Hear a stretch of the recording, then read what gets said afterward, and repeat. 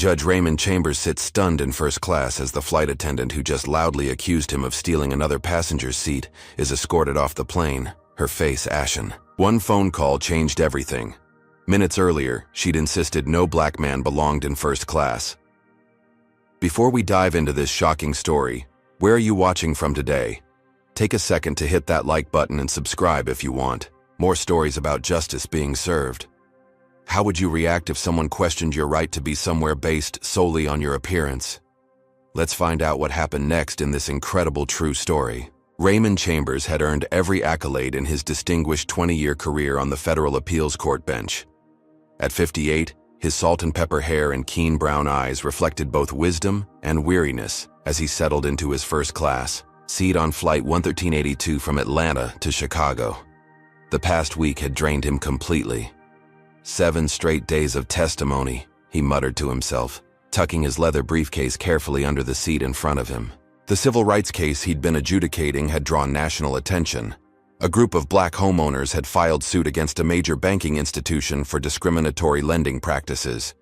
The evidence was compelling but complex, requiring his absolute focus and impartiality, despite the personal resonance he felt with the plaintiffs. Now all Raymond wanted was to relax during the 2-hour flight before attending his daughter Clara's law school graduation tomorrow. He'd splurged on the first-class ticket as a rare self-indulgence.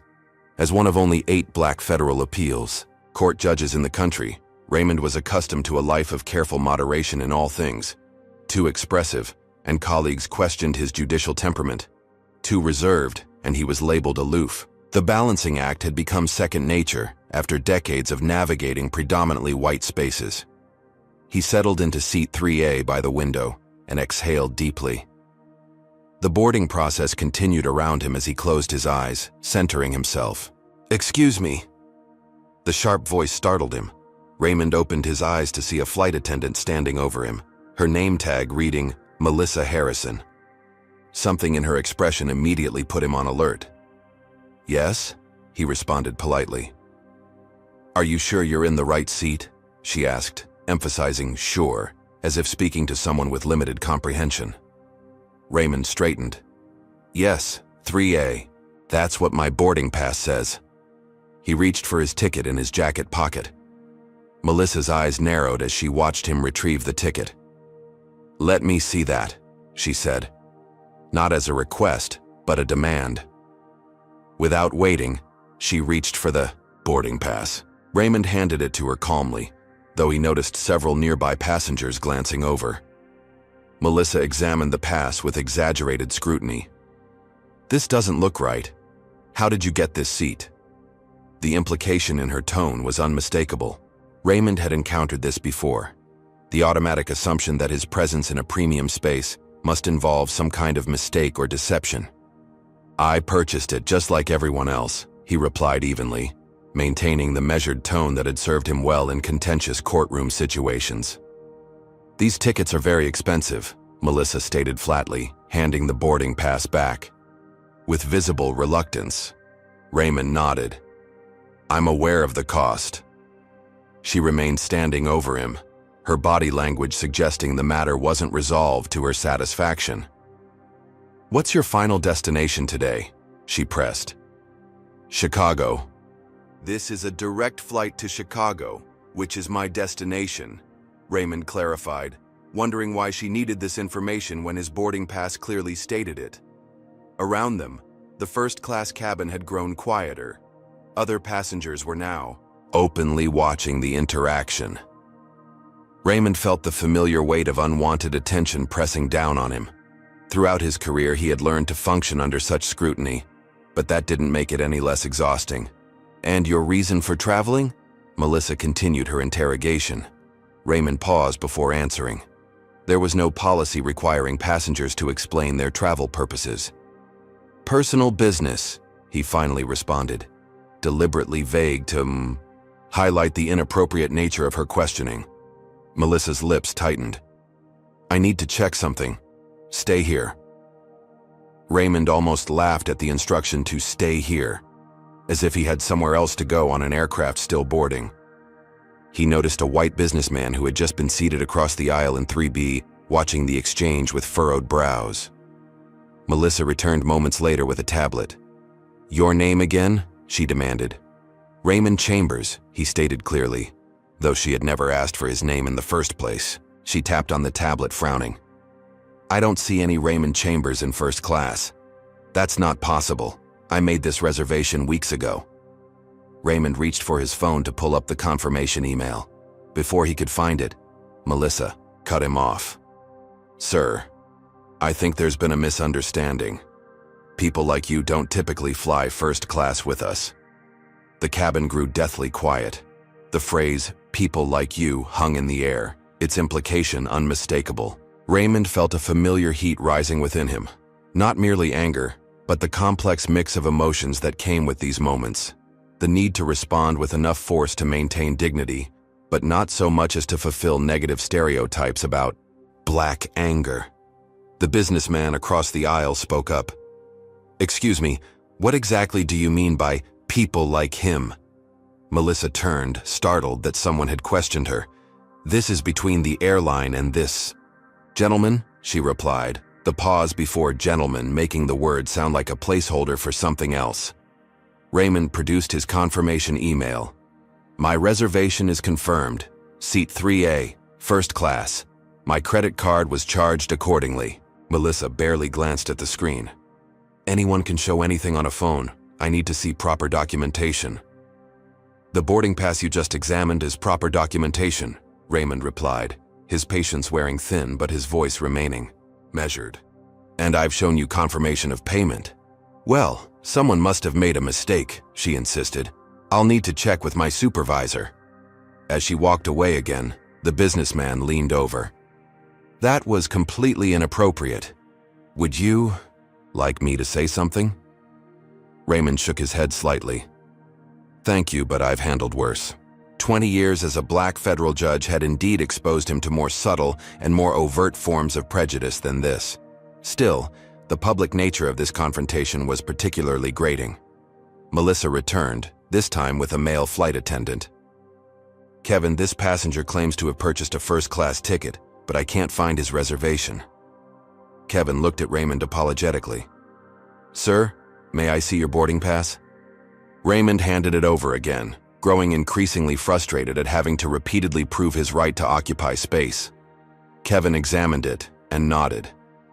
"This appears to be in order. Seat 3A, first class." "But he's not on my manifest," Melissa insisted.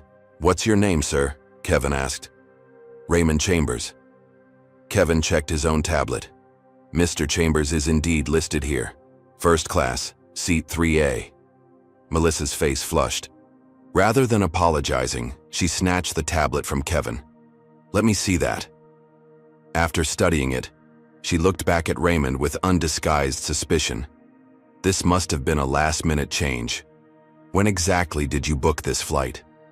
Raymond's patience reached its limit. "That information is irrelevant. I have a confirmed reservation, which your colleague has verified. I've provided all necessary documentation. Is there something else specific you need from me? Or may I be allowed to sit in peace in the seat I purchased?" The directness of his response seemed to inflame rather than resolve the situation. Melissa's face hardened. "Sir, your hostile attitude is concerning me. If you can't communicate calmly, I'll need to involve security." Raymond almost laughed at the absurdity. He'd maintained judicial composure through cases involving terrorists and murderers, yet this flight attendant was characterizing his measured response as hostile. "I've been nothing but calm," Raymond replied.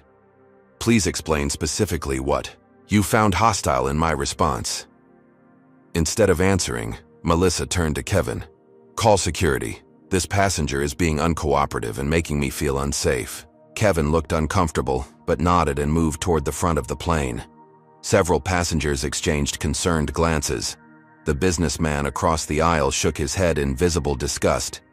As they waited for security to arrive, Raymond sat perfectly still, his mind racing through potential scenarios. He'd seen how quickly these situations could escalate, how readily authority figures would accept the word of a white woman claiming to feel threatened by a black man, regardless of his status or demeanor. He thought about his daughter Clara, waiting in Chicago. About the graduation he might miss if this situation derailed further. About the countless times throughout his career he'd been made to feel that his achievements, his position, his very presence was somehow provisional, subject to challenge at any moment by anyone who decided he didn't belong. The security officers boarded several minutes later, creating a spectacle that drew the attention of everyone on the plane. Raymond remained seated, hands visible on the armrests, expression neutral despite the humiliation burning within him. As Melissa began explaining her version of events, Raymond made a decision. There was a time for dignity through forbearance, and there was a time for action. Perhaps this moment called for the latter. The two airport security officers stood at the entrance to the first-class cabin, creating an immediate spectacle. Passengers in economy craned their necks to see what was happening, while those in first class studiously avoided eye contact with Raymond, all except the businessman in 3B who watched the scene unfold with open concern. "What seems to be the problem here?" asked the taller officer, a middle-aged white man whose name badge read, Keller. Melissa stepped forward immediately. "This passenger is being belligerent and refuses to verify his ticket information properly. He's making me feel unsafe." Raymond remained seated, hands clearly visible on the armrests, his expression deliberately neutral despite the anger simmering inside him. 20 years on the federal bench had taught him how quickly situations involving black men and authority figures could escalate, regardless of status or circumstances. "Sir, we need to see your boarding pass," Officer Keller stated firmly. For the third time, Raymond produced his boarding pass. "My name is Raymond Chambers. This is my assigned seat 3A, first class. The other flight attendant has already verified this information." The second security officer, a younger Hispanic man named Rodriguez, examined the boarding pass and nodded. "This looks legitimate," Melissa interjected quickly. "But he's not on my passenger manifest, and he won't explain how he got this ticket." "I purchased it online 3 weeks ago," Raymond stated clearly. "I've shown the confirmation email. Your colleague verified my reservation. What more verification do you require?" Officer Keller studied Raymond with the cautious assessment common to law enforcement, the automatic suspicion that Raymond had experienced countless times before, regardless of his tailored suit and professional demeanor. "Could I see some ID as well, sir?" Keller requested. Raymond reached slowly for his wallet, extracted his driver's license, and handed it over. He deliberately withheld his judicial identification. If they were going to treat him like any other black passenger, let them do so completely, at least for now. Keller examined the license carefully, comparing the photo to Raymond's face with exaggerated scrutiny. "And what brings you to Chicago, Mr. Chambers?" he asked, the subtle emphasis on Mr. rather than an honorific like Sir not lost on Raymond. "Personal business," Raymond repeated his earlier answer. Melissa jumped in again. "See, he's being evasive." The businessman across the aisle finally spoke up. "He's not being evasive. He's answering the questions directly. It's not a crime to fly first class while black, which seems to be the only issue here." Melissa's face flushed. "This has nothing to do with race. It's about security protocols. What security protocol requires interrogating a passenger whose ticket and identification are both valid?" The businessman countered. Officer Rodriguez shifted uncomfortably, clearly sensing the situation was unwarranted. "Everything appears to be in order with the documents, sir," he told his partner. Raymond's mind flashed back to numerous similar situations throughout his life and career. The time he was stopped 3 blocks from his own home because he matched a description, the court security guard who insisted he use the public entrance rather than the judge's entrance on his first day on the bench, the countless times he'd been followed in stores, questioned in first-class lounges, or asked if he was lost when walking in affluent neighborhoods. Each time, he had responded with restrained dignity. Each time, he had swallowed the indignity for the sake of avoiding escalation. Each time it had cost him something intangible but real, small sacrifices of self-respect that accumulated over decades. Melissa, perhaps sensing the security officer's wavering commitment, suddenly escalated her claims. "He threatened me earlier," she stated boldly. "When I first questioned him, he said he'd make sure I regretted it." Raymond's composure nearly broke That is absolutely false. I said nothing of the kind. The businessman interjected again. I've been sitting right here the entire time. He never made any threats whatsoever. Other passengers began to murmur, some nodding in agreement. Officer Keller seemed uncertain now, looking between Melissa's insistent expression and Raymond's controlled one. Perhaps we should continue this conversation in the terminal, Keller suggested. That was the breaking point.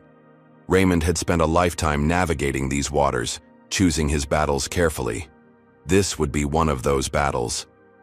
No, we will not continue this in the terminal, he stated firmly, reaching for his phone. Instead, I'm going to make a call to your supervisors, Melissa scoffed. Sir, you can call whoever you want after you leave the aircraft. Raymond ignored her, dialing a number from memory. The line connected quickly. This is Judge Raymond Chambers, Federal Appeals Court, 11th Circuit, he stated, clearly, loud enough for everyone in the first-class cabin to hear. I need to speak with Charles Montgomery immediately regarding an incident of racial profiling occurring on Highland Airlines Flight 1382. The cabin fell silent. Melissa's eyes widened as the implications of his title registered. Charles. Raymond. Chambers here, he continued after a moment. I'm currently being detained on one of your aircraft by security based on false accusations from a flight attendant who took issue with a black man sitting in first class. Yes, I'd appreciate if you could speak with the airport manager immediately. Raymond noticed Officer Rodriguez whispering urgently to Keller, who suddenly looked distinctly uncomfortable. Within minutes, the energy on the plane had transformed. Completely. A Highland Airlines supervisor rushed onto the aircraft, profusely apologetic. Judge Chambers, I can't express how deeply sorry we are for this misunderstanding. The supervisor, a woman named Barbara Wilson, stated. We have a zero-tolerance policy for discrimination of any kind. This wasn't a misunderstanding, Raymond replied calmly.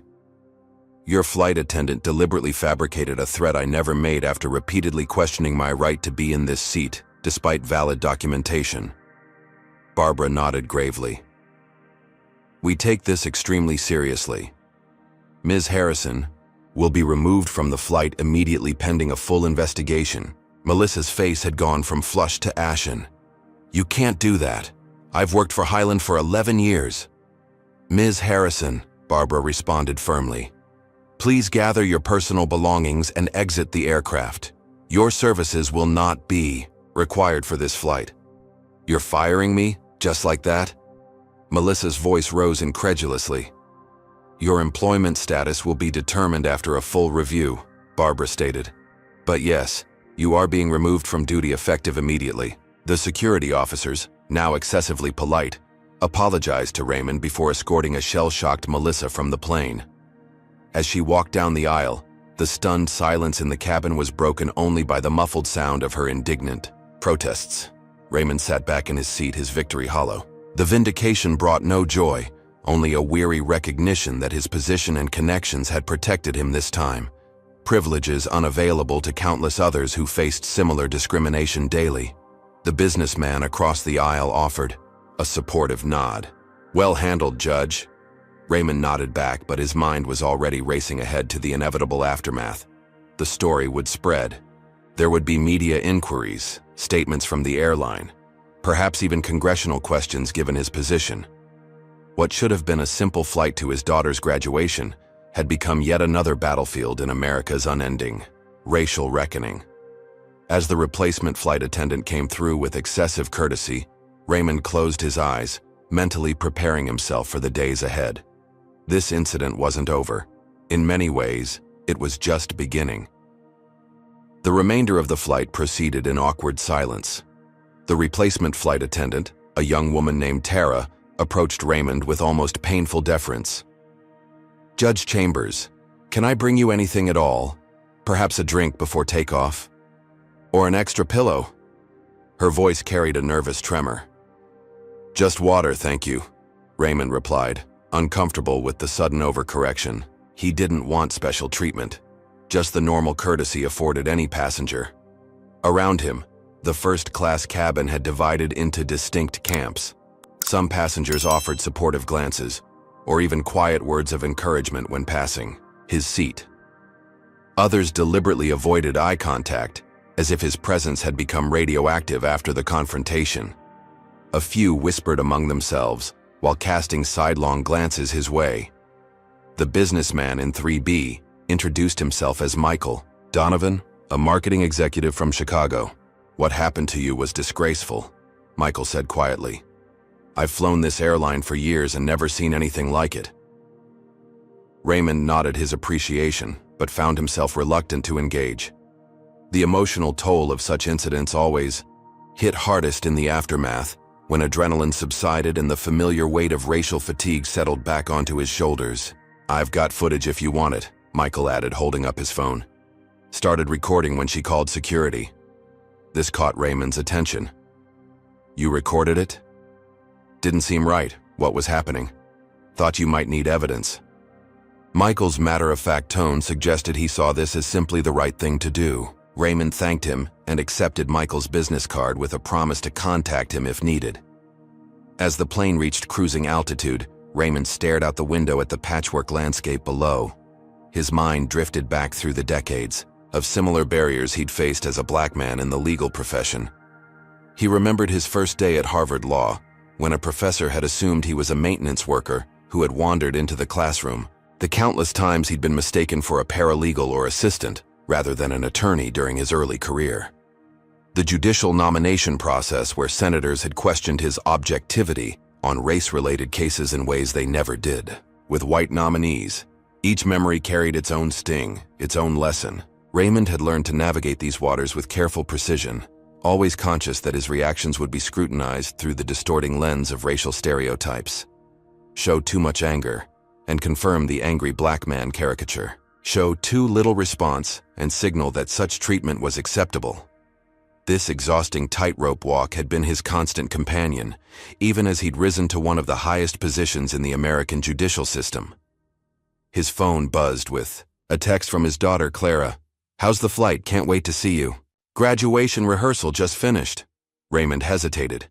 Should he tell her what happened, or spare her the details until after her celebration? Clara was passionate about social justice. It was why she'd chosen to follow him into law.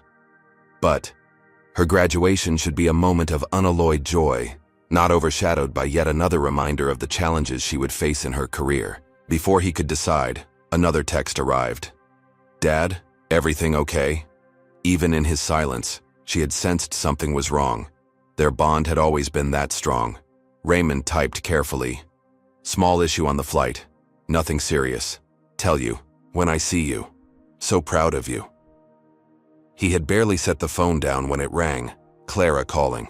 He should have known she wouldn't let it go. "Dad, what happened?" Her voice carried the familiar determination that reminded him so much of her mother. Raymond sighed and gave her the condensed version, downplaying the confrontation. Clara's response was immediate and heated. "That's outrageous. You're filing a formal complaint, right? This needs to go beyond just firing one flight attendant." "Clara, it's being handled. Let's focus on your graduation." "No, Dad. This is exactly why I wanted to become a lawyer. These incidents aren't isolated. They're symptoms of something systemic. One firing doesn't fix that."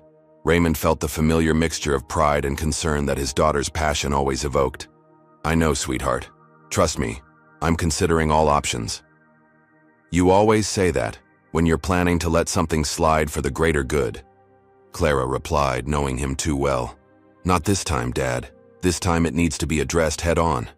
As they continued their discussion, Raymond noticed passengers around him beginning to use their phones as the plane offered Wi-Fi service.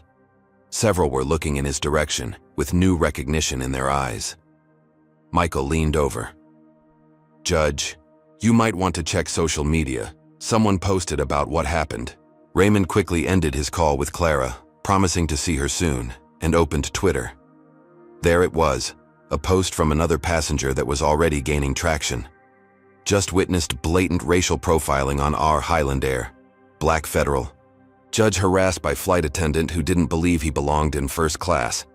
She got fired on the spot when they found out who he was. What happens to black passengers without his influence? Deers flying while black." The post already had hundreds of retweets and was growing by the minute. Raymond closed the app, a familiar knot forming in his stomach. This was exactly what he'd hoped to avoid.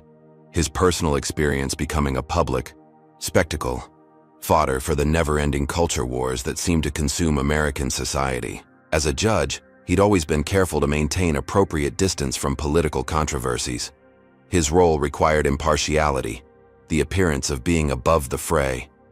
Now he risked being thrust into the center of a national conversation about race that could potentially impact his judicial effectiveness. The airline's in-flight magazine in the seat pocket caught his eye, ironically featuring a cover story about Highland's commitment to diversity and inclusion, complete with carefully curated photos of smiling employees from various backgrounds. Have you ever experienced or witnessed discrimination that made you question institutional commitments to diversity? Comment number 1 if you believe Judge Chambers should file a formal complaint, or number 2 if you think he should focus on his daughter's graduation and let this incident go. Like and subscribe to see what Judge Chambers ultimately decides to do in this powerful story of confronting systemic racism. The gap between corporate messaging and on-the-ground reality was often vast, Raymond reflected. Highland Airlines might highlight diversity in their marketing materials, but what training had they provided to staff? What systems were in place to prevent and address discrimination? Had Melissa Harrison's behavior been shaped by explicit or implicit company practices? These weren't just abstract questions for Raymond. Throughout his judicial career, he had seen how individual incidents of discrimination often reflected broader institutional failings. Changing one employee's behavior, or even terminating them, rarely addressed the underlying issues. As the flight began its descent into Chicago, Raymond's phone buzzed with a notification. The airline's customer service department had sent an email. "Dear Judge Chambers, on behalf of Highland Airlines, please accept our sincere apologies for your experience today. We would like to offer you complimentary first-class upgrades for your next 3 flights with us. A member of our executive team would like to speak with you at your convenience." Raymond nearly laughed at the inadequacy of the response. 3 flight upgrades in exchange for public humiliation? It highlighted exactly how corporations often approach these issues, as customer service problems to be resolved with perks, rather than as fundamental failures requiring structural change. As the plane touched down in Chicago, Raymond made his decision. This incident, however painful, created an opportunity to push for meaningful reforms. His position gave him a platform and influence that most victims of discrimination lacked. Perhaps it was his responsibility to use that privilege to create change that would benefit others. The question was how to proceed. A splashy lawsuit might generate headlines but not necessarily lasting impact. Working quietly with the airline might produce real changes in policy and training, but without public accountability. Clara would push for the most direct confrontation possible, while his judicial colleagues would likely counsel caution and discretion. As passengers prepared to disembark, Raymond noticed several people taking photos of him with their phones, not even attempting to be subtle. The incident was clearly spreading across social media faster than he had anticipated. He gathered his belongings and stood, nodding politely to Michael Donovan. "Thank you for your support earlier. It meant a lot." "Just did what anyone should do," Michael replied, though sadly not everyone does. That simple statement captured so much truth. Not everyone did stand up when witnessing injustice. Change required not just the courage of those directly affected, but the conscience and action of bystanders willing to get involved. As Raymond walked through the terminal, his phone began ringing constantly with calls from unknown numbers, likely journalists who had picked up the story. He declined them all, focusing instead on reaching his daughter. This was supposed to be her moment, a celebration of her achievement. Yet even now, racial reality had intruded. It was the burden they shared, the tax paid simply for existing in their skin. Raymond spotted Clara waiting by the arrivals gate, her face a mixture of joy at seeing him and anger at what had happened. As they embraced, he wondered what wisdom he could possibly share with her about navigating the world she was entering as a Black attorney. What lessons from his experience would help her forge her own path with less pain? The only certainty was that their conversation would be more complicated than a simple celebration of her accomplishment. It would be yet another moment when personal, Joy had to make room for the weight of larger social realities, a familiar negotiation in their lives as Black Americans striving for excellence in spaces that still questioned their very presence. Raymond woke the next morning in his Chicago hotel room to the insistent buzzing of his phone. Squinting at the screen, he was startled to see 73 missed calls, over 100 text messages, and countless email notifications. The time showed 6:17 a.m. "What in the world?" he muttered, scrolling through the messages with increasing alarm. Most were from unknown numbers, journalists seeking comment. Several were from colleagues on the bench, ranging from expressions of support to concerned inquiries about the situation. Even his brother in Phoenix had texted, "You're trending on Twitter, Ray. Call me." Raymond quickly opened a news app to find his own face staring back at him from the top story. Federal Judge Raymond Chambers subjected to racial profiling on Highland Airlines flight. Accompanying the headline was a still image clearly taken from a passenger's video. "Good Lord," he whispered, clicking the link.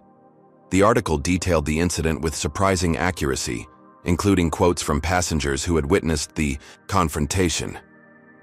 More concerning was the embedded video, a 3-minute clip shot from several rows behind that clearly captured Melissa Harrison's hostile questioning and false accusation, followed by the security officer's arrival and Raymond's revelatory phone call. The clip had apparently been posted to social media late the previous night and had exploded overnight, garnering millions of views. Multiple news organizations had picked it up, and it was now playing on morning shows across the country. A knock at his door startled him. Looking through the peephole, he saw Clara, already dressed and looking determined. "Have you seen it?" she asked the moment he opened the door. "Just now," Raymond replied, inviting her in. "It's extensive. It's everywhere, Dad," Clara said, holding up her own phone. "You're the #1 trending topic. People are calling you a hero for standing up to her." Raymond sat heavily on the edge of the bed. "I'm not a hero, Clara.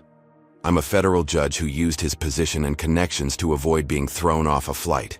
That's privilege, not heroism. But you're using that privilege to highlight what happens to those who don't have it," Clara countered. "The conversations this is starting are important." Raymond nodded absently, scrolling through more notifications. Among them was an email from Charles Montgomery, the airline executive he'd called during the incident. "Judge Chambers, I cannot adequately express my personal regret over yesterday's inexcusable incident. Our CEO, Victoria Lang, would like to speak with you directly today at your earliest convenience. Please call my private line at your earliest convenience." Below that was a message from the court administrator. "Judge, the chief judge has called an emergency conference call with all active judges for 9 a.m. regarding the media situation. Please confirm you can join." Raymond rubbed his temples. What should have been a simple day focused on Clara's graduation had now become a complex navigational challenge through media scrutiny, professional obligations, and the opportunity for meaningful advocacy. "Dad, you need to see this," Clara said, handing him her phone. On the screen was another video, this one showing Melissa Harrison being interviewed by a local news station near the airport. Her tone was indignant as she offered a dramatically different version of events.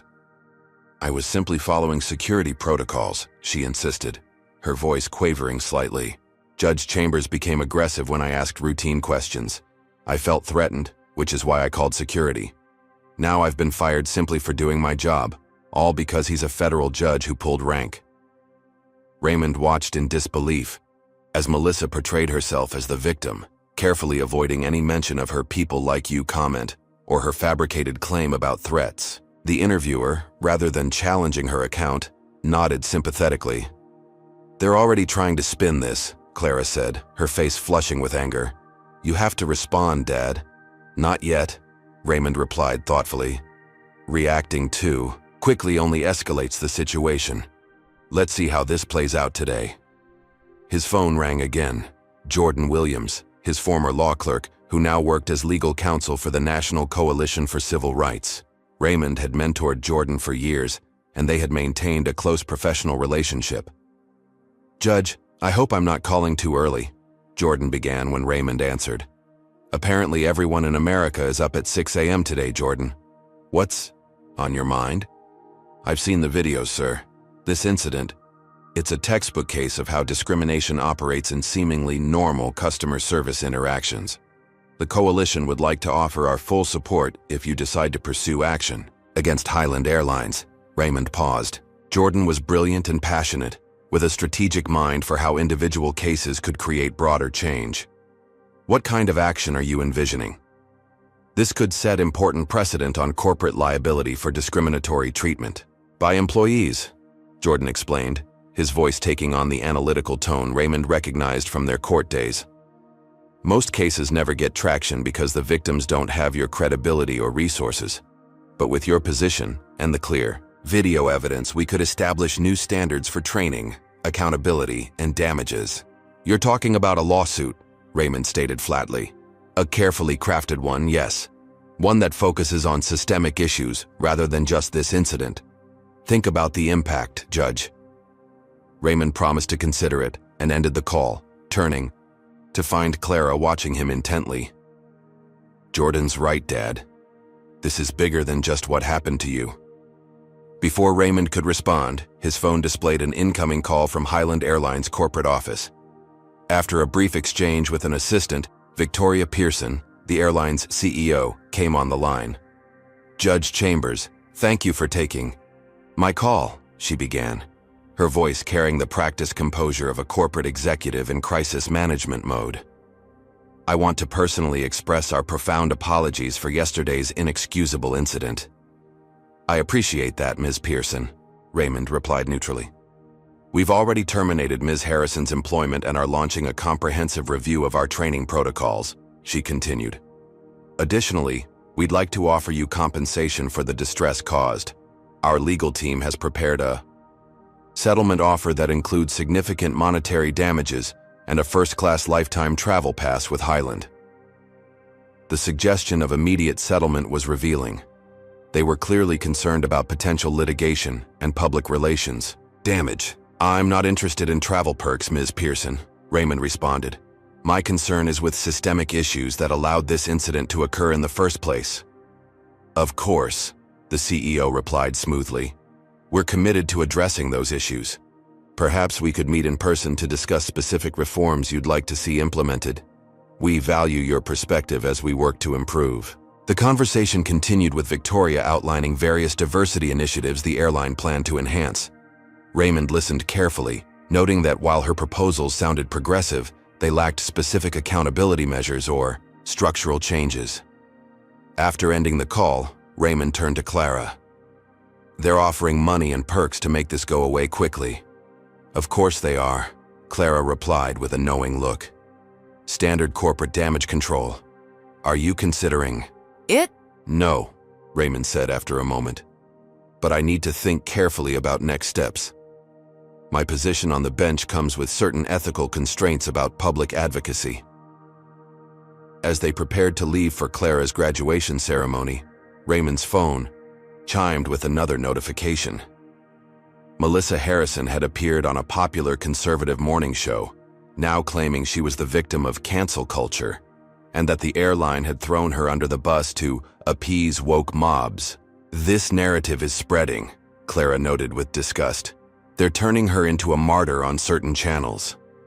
Throughout the morning, the story continued to evolve with remarkable speed.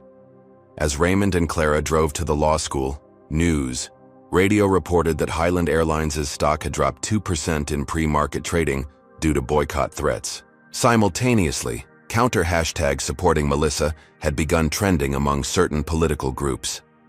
At the graduation venue, Raymond was immediately recognized by several faculty members and parents who approached with supportive comments. The law school dean pulled him aside before the ceremony. Judge Chambers, what an unfortunate situation you've experienced, the dean said, shaking Raymond's hand firmly. Please know the entire faculty stands with you. We're proud to have you as a parent in our community. Raymond thanked him politely but felt a familiar discomfort. While well-intentioned, these expressions of solidarity often highlighted how racial incidents became spectacles that overtook all other aspects of Black identity and achievement. Today should be about Clara's accomplishment, not his experience. with discrimination.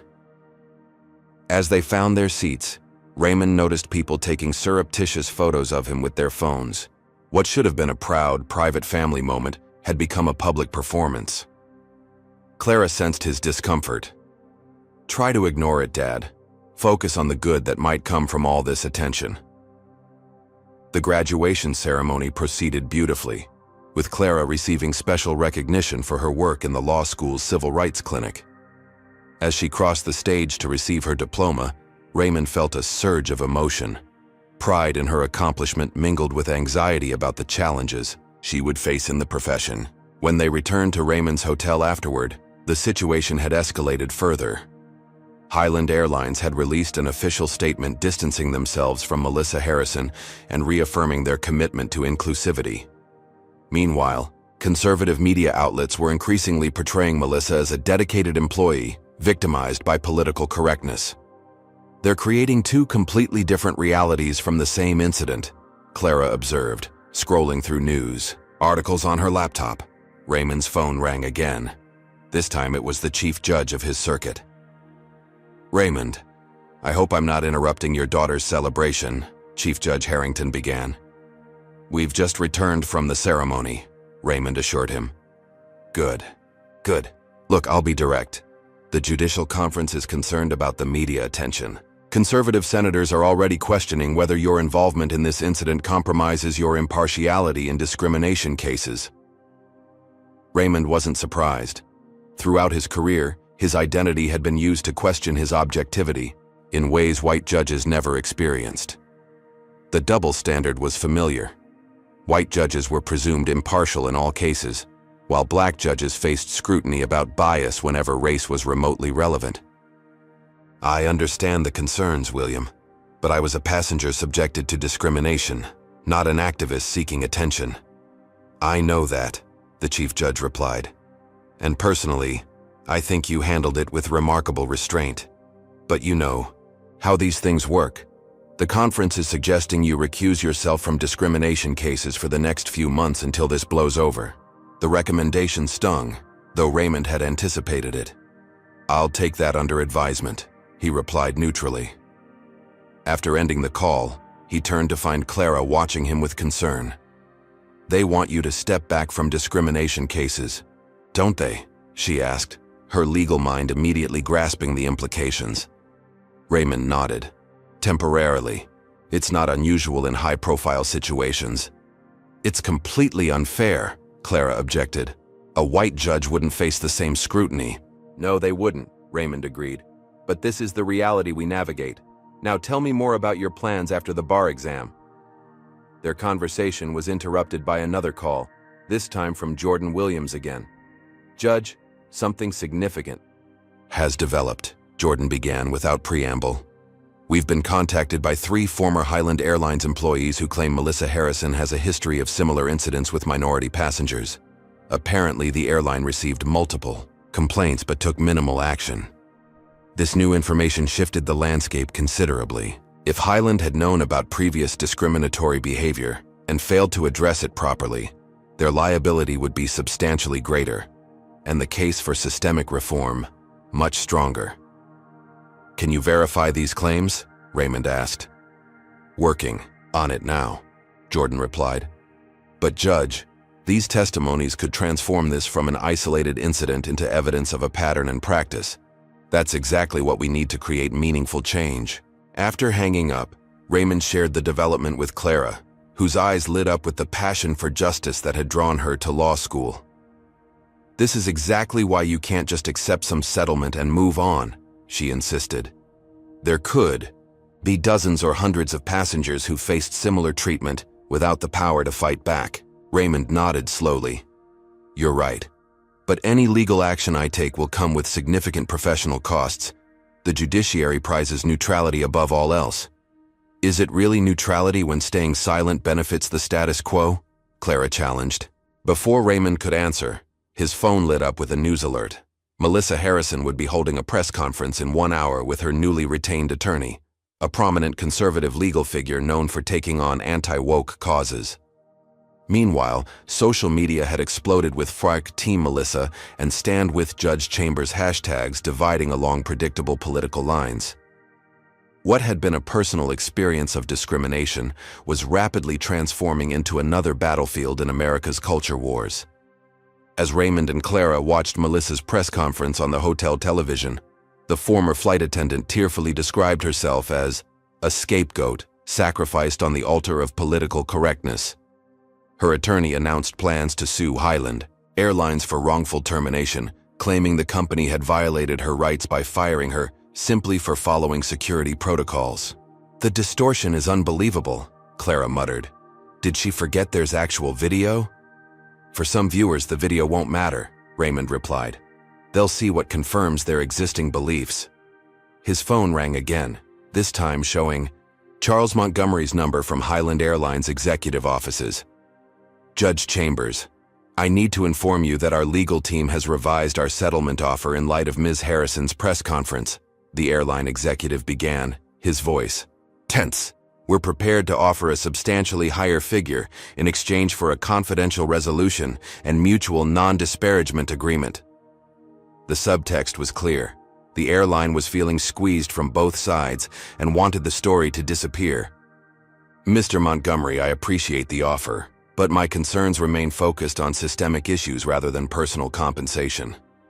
We're prepared to implement a comprehensive anti-bias training program as part of the settlement," Montgomery countered quickly, "and we'd value your input on its development."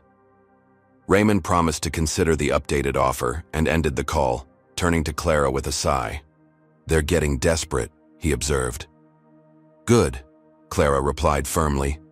"That means they'll actually consider real reforms rather than cosmetic changes."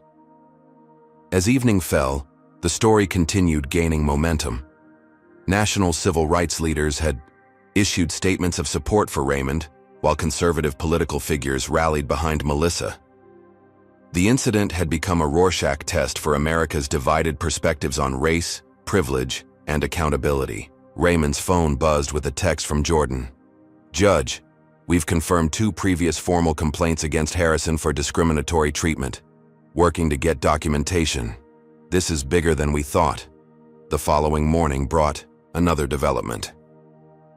Victoria Pearson, Highland's CEO, had scheduled a national television appearance to address the controversy. Meanwhile, 3 additional passengers from Raymond's flight had released their own videos of the incident, providing even clearer documentation of Melissa's behavior and contradicting her public claims.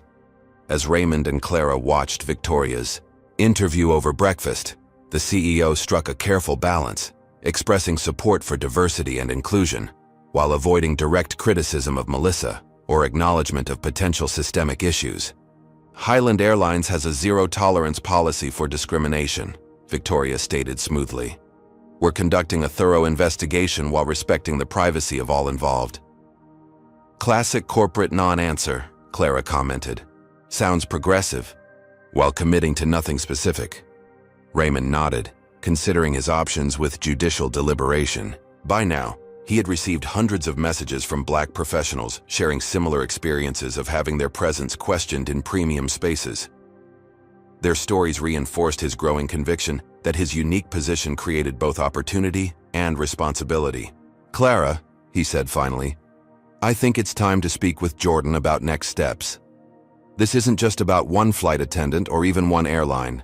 It's about establishing clear corporate responsibility for addressing discriminatory treatment." Clara smiled, recognizing her father's shift from reluctant participant to purposeful advocate. "That's the judge I know." Raymond picked up his phone to call Jordan, aware that his decision would likely have significant consequences for his judicial career. But some principles transcended professional considerations. Justice shouldn't depend on one's title or connections. And now he had the platform to potentially help ensure it didn't have to. 3 days after the incident, America witnessed the peculiar spectacle of a single event generating 2 completely divergent narratives. On conservative networks, Melissa Harrison had become a cause célèbre, a dedicated employee and victim of cancel culture, who had lost her livelihood for doing her job in an increasingly anti-white corporate environment. 11 years of service thrown away because one privileged passenger pulled rank, Melissa said tearfully during an interview on National Morning. Her attorney, James Rutledge from the Liberty Legal Foundation, sat beside her nodding sympathetically. "We're seeing a disturbing pattern where accusations of racism are weaponized against hardworking Americans," Rutledge added gravely. Ms. Harrison was simply following security protocols in a post-9/11 world.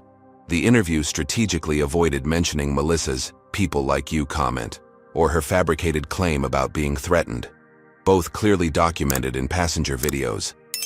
Instead, it focused on her financial hardship since being fired and the thousands of supportive messages she had received. Meanwhile, on mainstream and progressive media, Raymond's experience was presented as a textbook example of the discrimination Black Americans faced, regardless of their professional achievements or social status. If a federal judge can be publicly humiliated and nearly removed from a flight despite having valid documentation, imagine what happens to those without his connections, noted a prominent civil rights attorney on CNN. Social media reflected this division, with the Justice for Melissa and Stand with Judge Chambers trending simultaneously. The incident had been transformed from a personal experience into symbolic ammunition in America's ongoing culture wars. Raymond observed this polarization with a mixture of concern and resignation from the private office Jordan Williams had, arranged at the National Coalition for Civil Rights headquarters in downtown Chicago. He had extended his stay in the city to work with Jordan's team on developing a legal strategy. "The fundraising for Harrison is remarkable," Jordan noted, showing Raymond a conservative crowdfunding page that had already raised over $200,000 for Melissa's legal defense and living expenses. "She's being financially rewarded for discrimination," Raymond observed. "That's quite a message to send." "It gets worse," Jordan continued, sliding a folder across the desk. "We've confirmed that multiple interest groups have approached her with paid speaking opportunities, book deals, and even a potential documentary." Raymond reviewed the documents with judicial detachment, though inwardly he felt a familiar weariness. America's racial division had created an ecosystem where discrimination could be monetized, either by fighting against it or by becoming a celebrated practitioner of it. "Let's focus on our objectives," Raymond said, steering the conversation back to strategy. "What have you learned about Highland's history with similar complaints?" Jordan's expression shifted to one of focused determination. "We've identified 7 formal complaints against Melissa Harrison over her 11-year employment, all filed by passengers of color, alleging discriminatory treatment. Highland resolved each with minor disciplinary actions and confidential settlements." "So they were aware of a pattern," Raymond noted. "Exactly. But there's more. Our investigation indicates this goes beyond one employee. Highland's customer satisfaction scores show statistically significant disparities in how passengers of color rate their first-class experience compared to white passengers. The airline has this data, but hasn't addressed the underlying issues." Raymond nodded thoughtfully. "So we're looking at potential systemic failure to identify and correct discriminatory practices." "Yes, sir," Jordan agreed, "which makes this a much stronger case for meaningful reform rather than just individual consequences." Their discussion was interrupted by a call from Clara, who had returned to her apartment to prepare for the bar exam. "Dad, you need to see the statement Melissa just released on social media," she said urgently. "She's claiming you used your connections with liberal judges to get her fired and destroy her reputation. She's calling for a Highland Airlines boycott by real Americans who believe in fair treatment." Raymond sighed. "Send me the link." After reviewing Melissa's inflammatory statement, Raymond turned back to Jordan. "She's escalating the rhetoric substantially. This isn't just about defending her actions anymore. She's launching political attacks on the judiciary itself." Jordan nodded grimly. "Which actually strengthens our position. Her statements contradict the video evidence and undermine her credibility." "But they're effective with her audience," Raymond noted. "She's raised substantial funds and gained a platform that may prove more lucrative than her airline career ever was." "All the more reason to pursue systemic change," Jordan replied. "Individual consequences clearly aren't sufficient deterrents." Raymond glanced at his phone as another notification appeared, a message from the chief judge of his circuit requesting an urgent call to discuss the escalating media situation and its impact on the court's public standing. The professional consequences of his involvement were mounting. While Raymond had scrupulously avoided making public statements, his very identity as both a federal judge and a black man made neutrality impossible in America's polarized landscape. Simply by existing at the intersection of these identities, he had become a symbolic figure regardless of his own choices. Later that afternoon, Raymond met with Highland Airlines General Counsel and a team from their corporate office. Victoria Pearson, the CEO, joined virtually. "Judge Chambers, we want to reiterate our deepest apologies for your experience," Victoria began with practiced sincerity. "We've prepared a comprehensive settlement offer that we believe addresses both your personal experience and broader concerns." The airline's general counsel, Thomas Bradford, slid a document across the table. "We're offering a 7-figure settlement along with committing to a third-party audit of our training practices and customer experience data." Raymond reviewed the offer without expression, noting the confidentiality clause that would prevent him from discussing the incident or settlement terms publicly. "Your offer addresses compensation but not accountability," Raymond replied evenly. "The confidentiality provision would effectively bury the systemic issues we've identified."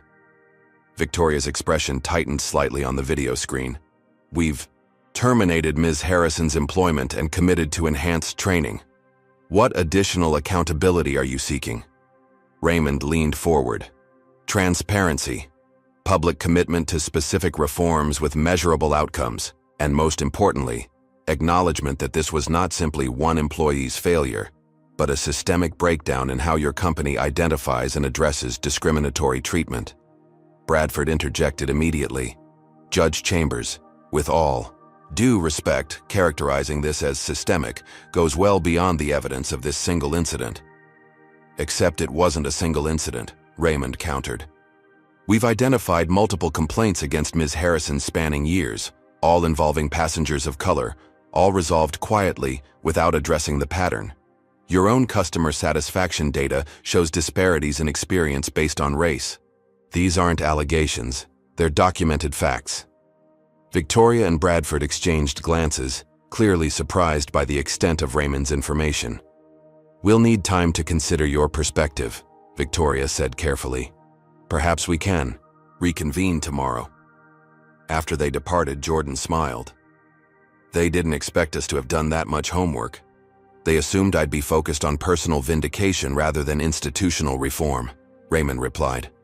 "A common miscalculation when dealing with discrimination cases." That evening, as Raymond returned to his hotel, he received a call from William Harrington, the chief judge of his circuit. "Raymond, I'll be blunt. The Judicial Conference is concerned about the increasing politicization of this incident. Conservative senators are suggesting this could impact your impartiality in discrimination cases. The incident occurred to me personally, William. I didn't seek it out." "I understand that," Harrington replied. "But you're now working with the National Coalition for Civil Rights, which has clear advocacy positions. There are concerns about the appearance of partiality." The message was clear. Raymond's pursuit of accountability risked his judicial standing.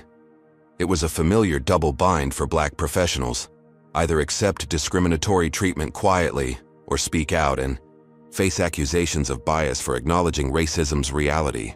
"I appreciate the concerns," Raymond said carefully. "I'll keep them in mind as I consider next steps." After ending the call, Raymond stared out his hotel window at the Chicago skyline, weighing his options. He had spent a lifetime carefully navigating the constraints placed on black excellence, the unwritten rules requiring extra diplomacy, restraint, and conciliation to maintain positions that white colleagues occupied without such burdens. His phone rang again. "Clara, this time." "Dad, remember why you became a judge in the first place," she said without preamble, somehow sensing his internal conflict. "You told me it was to ensure the law protected everyone equally, not just those with power and privilege." Raymond smiled at his daughter's perception. "I did say that, didn't I? This is your chance to do that outside the constraints of the bench," Clara continued, "to create precedent that will protect people who don't have your title or connections." Before Raymond could respond, Jordan texted him. Breaking news. Whistleblower from Highland HR has contacted us. Says there's documentation that airline executives were aware of pattern of complaints against Harrison, but promoted her anyway. Wants to meet. The paths before Raymond diverged even more sharply. He could accept Highland's settlement, maintain his judicial career without disruption, and allow the incident to fade from public memory.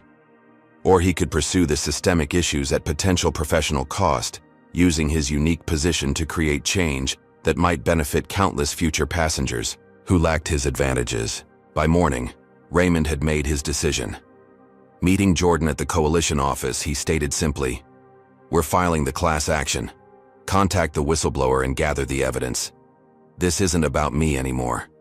It's about fixing a broken system." Jordan nodded, respect evident in his expression. "The Judicial Ethics Committee won't be pleased. Then I'll recuse myself from related cases as needed," Raymond replied. "But I won't be silent about discrimination I personally experienced, simply to maintain an appearance of neutrality that's only ever demanded of judges of color." That afternoon, the National Coalition for Civil Rights, with Raymond as lead plaintiff, filed a class action lawsuit against Highland Airlines, alleging systematic failure to address discriminatory treatment of passengers of color in premium cabins. The complaint detailed multiple incidents beyond Raymond's experience, statistical disparities in customer satisfaction, and highlighted the airline's failure to address known patterns of problematic behavior. The response was immediate and predictable. Judicial conservatives called for Raymond's recusal from all discrimination cases, claiming he had revealed his bias. Highland Airlines stock dropped 7%. Melissa Harrison gave another tearful interview, claiming she was being sacrificed to political correctness. But there was something else too. An outpouring of support from Black professionals sharing their own experiences of having their presence questioned in premium spaces. Hundreds of similar stories emerged across social media, creating a powerful collective testimony to the pervasiveness of the problem. That evening, as Raymond watched the coverage of the lawsuit filing with Clara in his hotel room, he felt a sense of purpose that transcended the professional risks. Some principles were worth fighting for, regardless of personal cost. The law should protect everyone equally, and sometimes ensuring that required stepping outside the black robes to confront injustice directly. "I'm proud of you, Dad," Clara said simply. Raymond smiled at his daughter, recognizing in her the same determination that had guided his own career. "I just hope I'm teaching you the right lessons about this profession you're entering." "The most important one," Clara replied, "that sometimes justice requires courage more than caution." Highland Airlines' response came swiftly and aggressively. The morning after the class action filing, their legal team issued a blistering statement calling the lawsuit an opportunistic attempt to extract financial gain from an isolated incident that the airline had already appropriately addressed. Thomas Bradford, Highland's general counsel, appeared on multiple financial news programs to reassure investors and attack Raymond's credibility. While we respect Judge Chambers' position on the bench, his involvement with advocacy organizations raises serious questions about his objectivity, Bradford stated smoothly on Bloomberg Financial. Highland Airlines has been an industry leader in diversity initiatives, and we're disappointed to see our reputation tarnished by these unfounded allegations. The airline's strategy quickly became clear: reframe the narrative from racial discrimination to judicial ethics, positioning Raymond as an activist judge using his position improperly. Conservative legal organizations filed formal ethics complaints with the Judicial Conference, arguing that Raymond's role as lead plaintiff in a discrimination lawsuit compromised his impartiality in similar cases. Several Republican senators issued statements calling for his recusal from all cases involving racial issues. Raymond monitored these developments from Jordan's office, his expression betraying none of the stress he felt. Decades on the bench had taught him to maintain a composed exterior regardless of internal turmoil. "They're going after your reputation rather than addressing the substance of our claims," Jordan observed, reviewing the latest media coverage. "Classic deflection strategy." Raymond nodded. "It's effective with certain audiences. They know the judicial ethics angle creates division, even among those who might otherwise support anti-discrimination efforts." His phone buzzed with a message from William Harrington, the chief judge. Emergency meeting of the circuit's ethics committee called for tomorrow. Your presence requested. This is serious, Raymond. This development wasn't unexpected, but the speed surprised even Raymond. The pressure to maintain the judiciary's appearance of neutrality was intense, and his actions had created a flashpoint that demanded institutional response. "What's your plan for the ethics committee?" Jordan asked, noting Raymond's pensive expression. "Honesty," Raymond replied simply. "I'll explain my reasoning and accept whatever consequences follow. My judicial role is important, but so is addressing discrimination that I personally experienced." As they continued reviewing strategy, Jordan's assistant entered with breaking news. Melissa Harrison had scheduled another press conference, this time flanked by several conservative congressmen who had taken up her cause. The conference was a masterclass in grievance politics. Melissa tearfully described herself as a hard-working American destroyed by the woke mob, while the politicians nodded sympathetically. One congressman went so far as to suggest that anti-white discrimination has become the last acceptable prejudice in corporate America. What surprised Raymond, however, was the announcement that the Liberty Legal Foundation had filed a counter-lawsuit against both Highland Airlines for wrongful termination and against Raymond personally for defamation and intentional infliction of emotional distress. "They're suing you personally?" Clara asked incredulously when Raymond called to inform her. "On what possible grounds?" "It's a tactical move," Raymond explained. "They know the case against me won't stand legal scrutiny, but it creates media equivalence. Now there are dueling lawsuits rather than a clear case of discrimination." "That's outrageous!" Clara's indignation burned through the phone line. "There's video evidence of what actually happened." "Evidence matters in court, Clara, but public opinion operates by different rules." The truth of this observation became increasingly apparent as the week progressed. Conservative media outlets presented Melissa's countersuit with the same legitimacy as the class action, creating a false equivalence that muddied the waters for casual observers.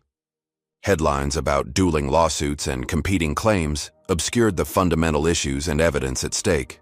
Raymond's meeting with the Judicial Ethics Committee proved as challenging as anticipated.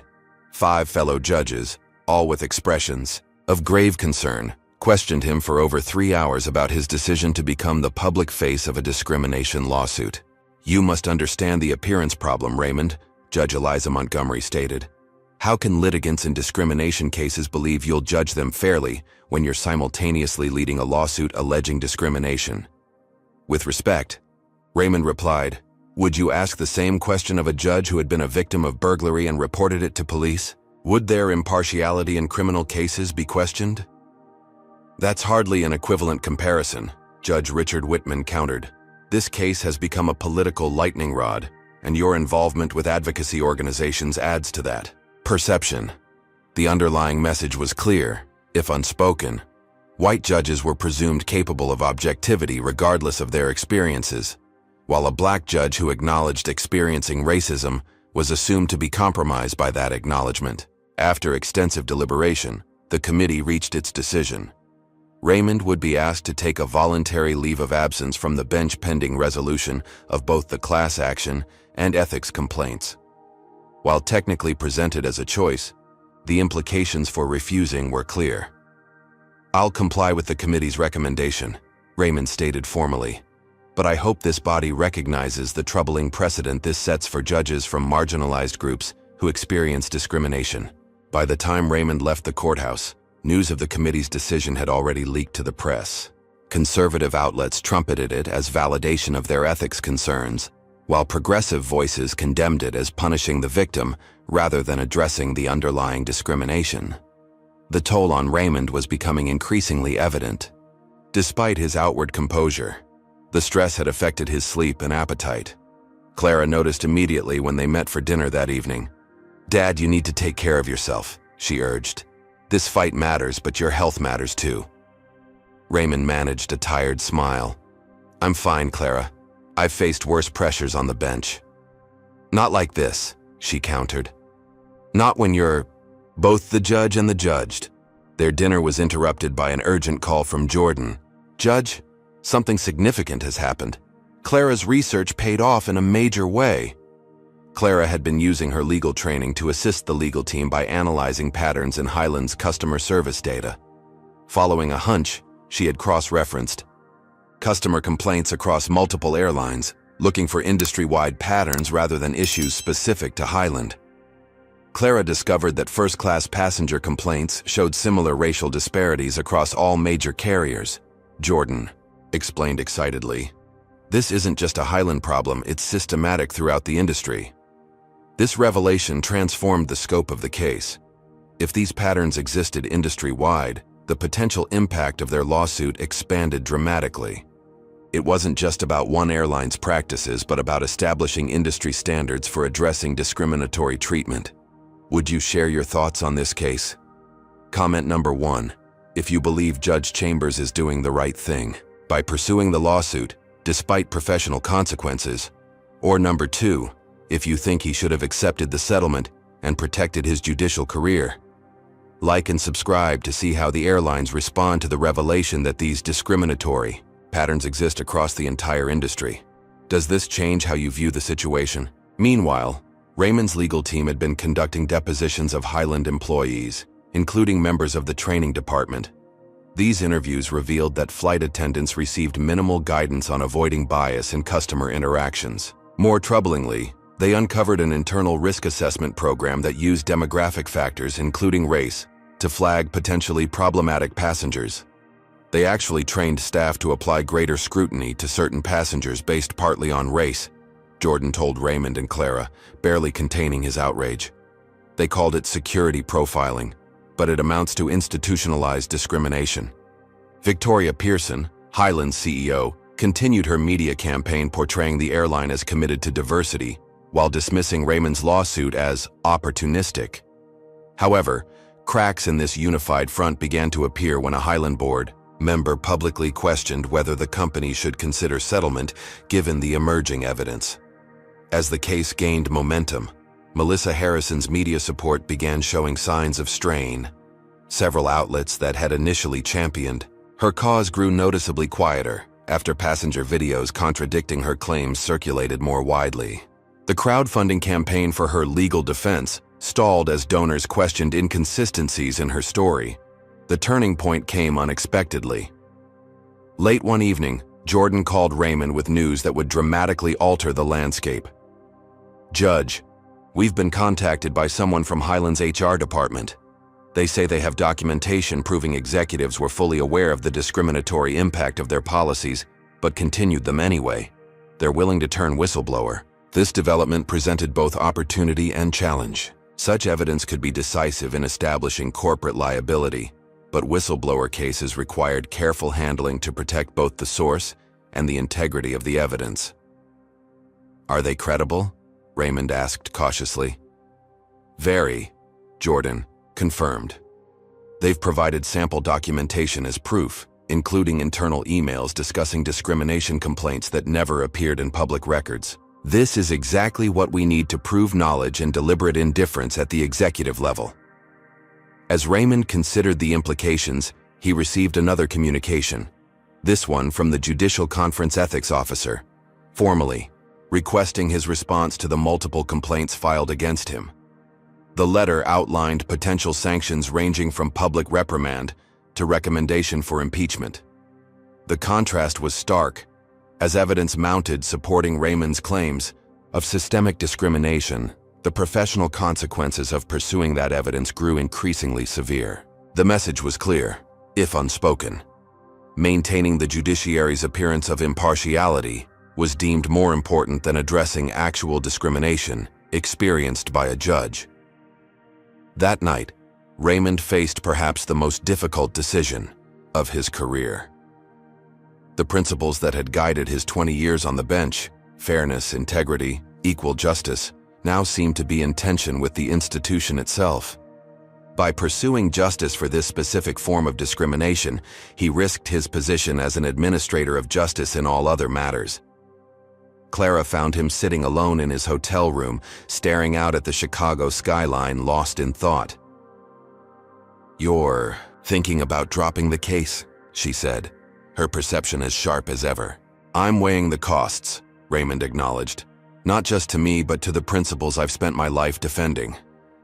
The principle that matters most is that justice shouldn't depend on power or position, Clara replied. If you step back now, because of pressure, what message does that send about who deserves protection under the law? Raymond regarded his daughter thoughtfully. Her moral clarity reminded him of his younger self, before decades of legal compromise and institutional constraints had complicated his perspective. When did you become the wise one in this relationship? He asked with a small smile. I learned from the best, Clara answered. Now the student is reminding the teacher of his own lessons. By morning, Raymond had reached his decision. The fight would continue, regardless of personal cost. If the system punished those who sought to improve, that was all the more reason for reform. As news of the whistleblower spread within Highland's executive ranks, the company's unified front began to crumble. Victoria Pearson requested an urgent, confidential meeting with Raymond and his legal team. Judge Chambers, she began, her carefully cultivated corporate composure showing cracks. We believe this matter has become unnecessarily adversarial. Highland is prepared to discuss comprehensive reforms, along with appropriate compensation. Raymond exchanged glances with Jordan. The sudden shift suggested the whistleblower's evidence had rattled the company significantly. We're open to discussion, Raymond replied evenly, provided those reforms address the systemic issues we've identified and include genuine accountability measures. Victoria nodded quickly. Of course. We're prepared to be industry leaders in this regard. As they left the meeting, Jordan whispered, They're scared. The whistleblower must have something devastating. Raymond nodded. Let's proceed carefully. This case has never been about financial settlement for me. It's about creating meaningful change. That same afternoon, Raymond received an unexpected call from Thomas Bradford, Highland's general counsel, requesting a private meeting without other attorneys present. This is highly irregular, Jordan cautioned. As your attorney, I strongly advise against it. I'll hear him out, Raymond decided. Sometimes the real story emerges only in those irregular conversations. Bradford met Raymond at a quiet coffee shop away from downtown, his usual corporate confidence replaced by visible anxiety. Judge Chambers, I'm approaching you unofficially, he began after ensuring no one was within earshot. There are things happening inside Highland that even I wasn't fully aware of until recently. I'm listening, Raymond replied neutrally. The internal investigation has uncovered patterns that are deeply troubling. Melissa Harrison's behavior wasn't an anomaly. It was partly the product of training programs and policies that I believe crossed legal and ethical lines. Raymond maintained his judicial poker face, though inwardly he was surprised by Bradford's candor. Why are you telling me this directly? He asked. Bradford hesitated. Because I believe Victoria is still hoping to minimize this situation rather than address it properly. She's authorized a larger settlement offer, but not the structural changes that are clearly needed. This insider perspective confirmed what Raymond had suspected. Corporate damage control was overriding meaningful reform. It reinforced his conviction that pursuing the case was necessary, despite the increasing personal and professional costs. As Raymond left the meeting, his phone displayed yet another call from the chief judge. Raymond, the situation has escalated. Conservative members of Congress are now calling for hearings on judicial activism, citing your case specifically. This has implications beyond just your position. The message was clear. Raymond's actions were creating ripples throughout the judiciary. The institution was closing ranks, prioritizing its appearance of neutrality over addressing discrimination within its own ranks. Later that evening, as Raymond briefed Jordan on Bradford's revelations, news broke that would again transform the landscape. A former passenger had come forward with video of a separate incident involving Melissa Harrison from 6 months earlier, showing remarkably similar discriminatory behavior toward an elderly black woman in first class. Highland's carefully constructed narrative of an isolated incident was crumbling under the weight of mounting evidence. The question now was whether that evidence would be sufficient to overcome both corporate resistance and the institutional pressure being applied to Raymond from the judiciary itself. As Raymond reviewed the new video evidence, he felt a complex mixture of vindication and sorrow. The validation of his experience came at the cost of knowing others had suffered similar treatment without his resources or platform to fight back. It reinforced the necessity of his current path, despite the increasing personal cost. Jordan summarized their strengthening position. We have multiple incidents, statistical patterns, evidence of corporate knowledge, and now a whistleblower with internal documentation. This case is becoming overwhelming. Raymond nodded thoughtfully. Then perhaps it's time to meet with our whistleblower and understand exactly what they know. The whistleblower meeting was arranged with elaborate security precautions. Jordan's team had secured a private office in an unmarked building, with participants arriving at staggered times through different entrances. Such measures might have seemed excessive, but corporate whistleblowers often face severe professional and personal consequences. Raymond arrived first, accompanied by Clara, who had increasingly taken on an unofficial role with the legal team.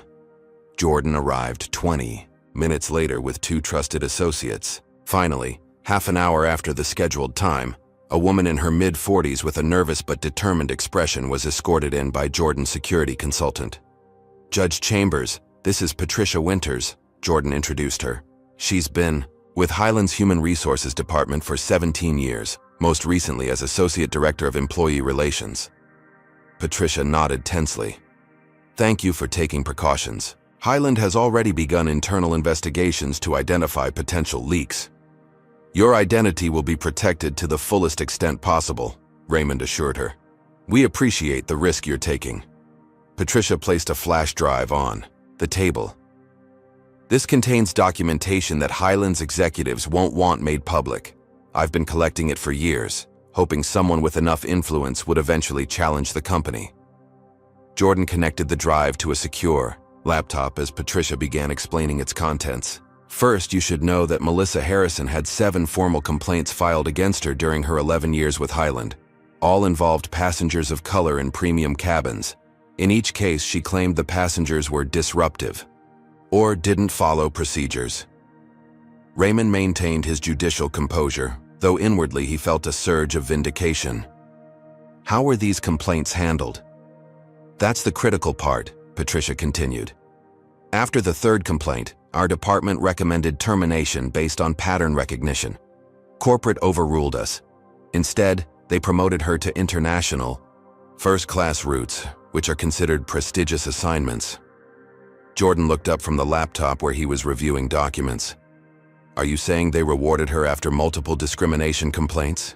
Effectively, yes. The executive who made that decision, Senior VP of Operations Robert Keller, wrote in an email, which you'll find on that drive, that Harrison was exactly the type of vigilant employee we need in premium cabins to maintain standards.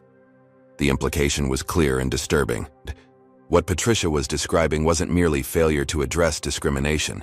It was tacit endorsement of maintaining standards through discriminatory treatment. There's more, Patricia continued, her voice steadying as she shared information she'd kept private for years.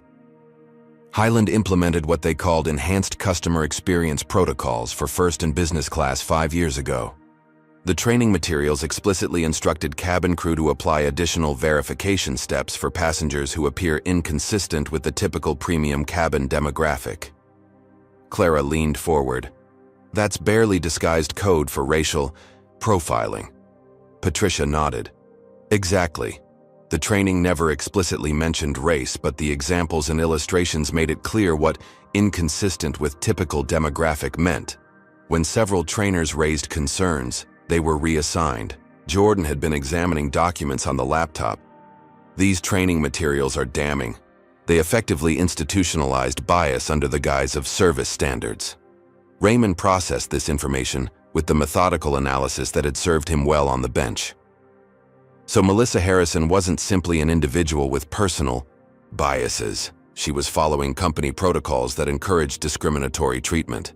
Yes, Patricia confirmed. And the airline knew these protocols resulted in discriminatory outcomes. We tracked customer satisfaction surveys, which showed significantly lower scores from passengers of color in premium cabins. When HR presented these disparities to leadership, We were told to focus on overall satisfaction metrics instead. The documentation Patricia provided transformed the legal landscape of the case. This wasn't merely about one employee's actions, or even one company's failure to discipline properly. It revealed systematic training and policies that created discriminatory outcomes by design. "Why are you coming forward now?" Raymond asked, his tone gentle but direct. Patricia's expression reflected both determination and regret. "I've documented these issues for years, hoping for internal change. When I saw how the company handled your situation, immediately firing Melissa while denying any systemic issues, I realized they were making her the scapegoat to avoid addressing the real problem. It was the final straw." As Jordan's team continued reviewing the documents, Raymond stepped aside with Clara to discuss the implications. "This completely shifts our approach," he said quietly.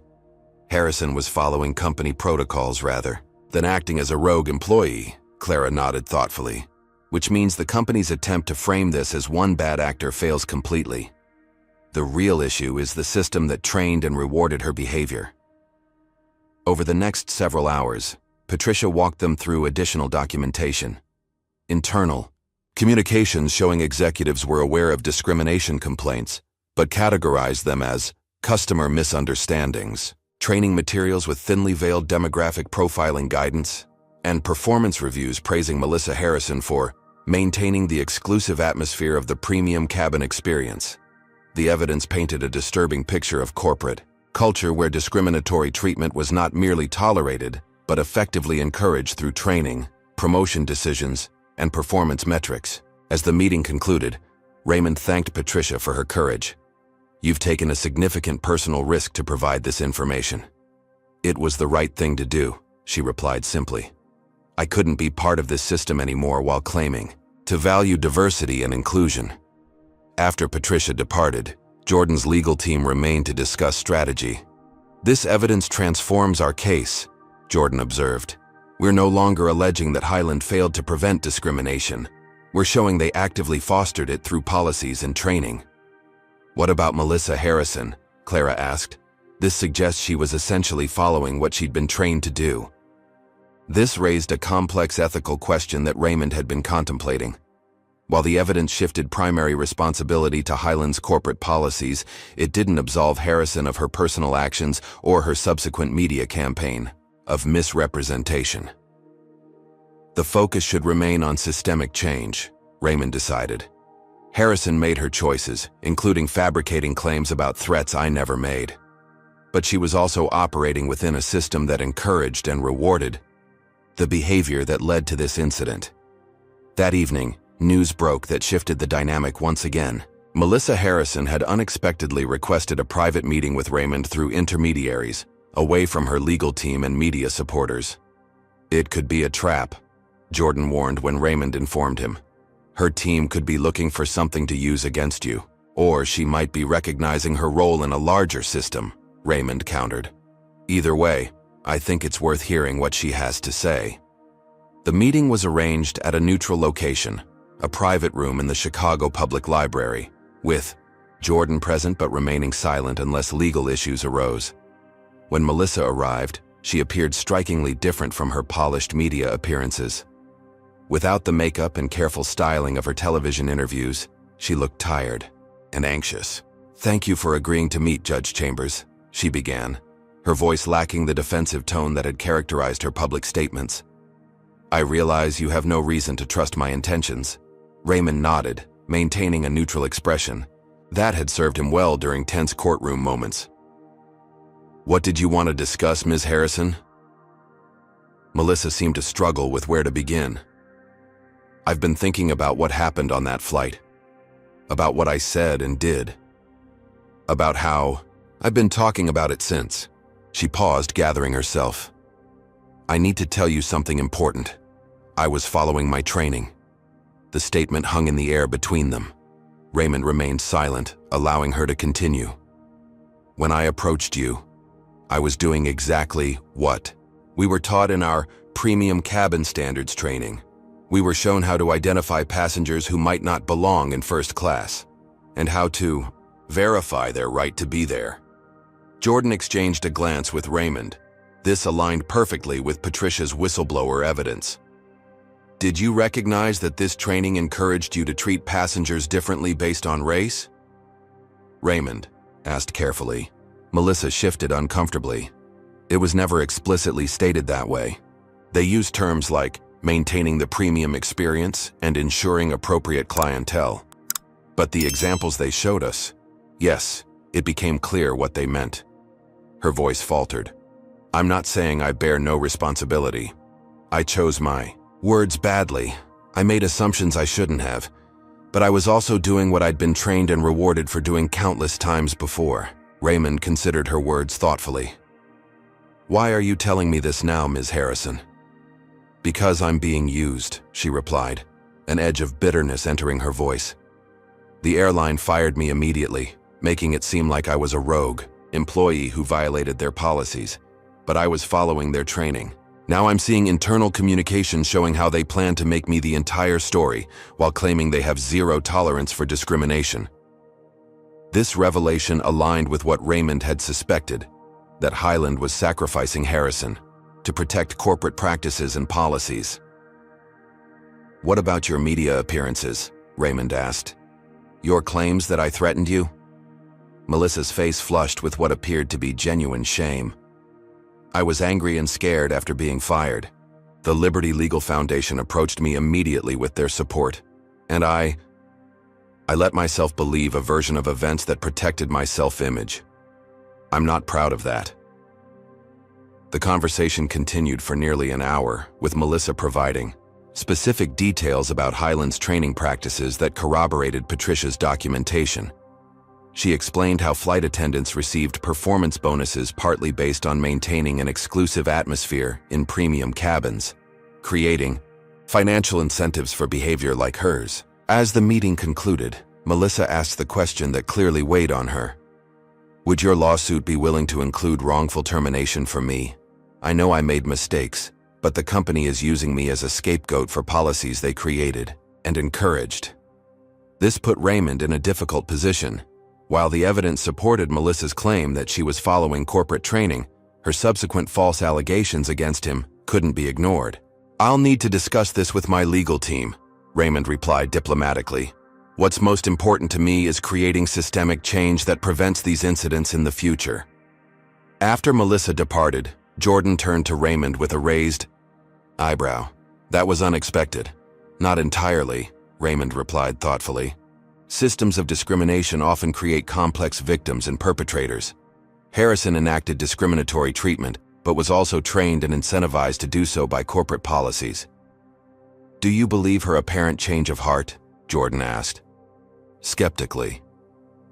I believe she's recognized she's being sacrificed to protect corporate interests, Raymond responded.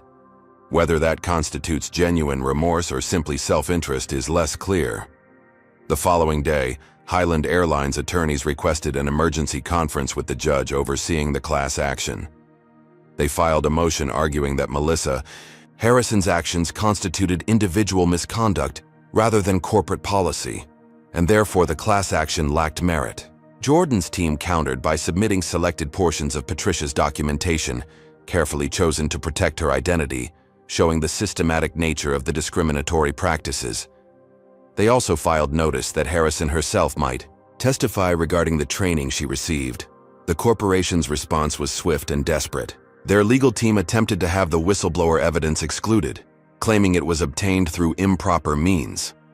When that failed, they launched an internal investigation to identify the source, creating a climate of fear within Highland's corporate offices. Victoria Pearson, Highland's CEO, made an emergency appearance on financial news networks to reassure investors, claiming the company was the victim of disgruntled employee allegations and opportunistic litigation. However, the carefully curated corporate message was unraveling as more evidence emerged. The judge overseeing the case, Catherine Rivera, reviewed the evidence and issued a pivotal ruling.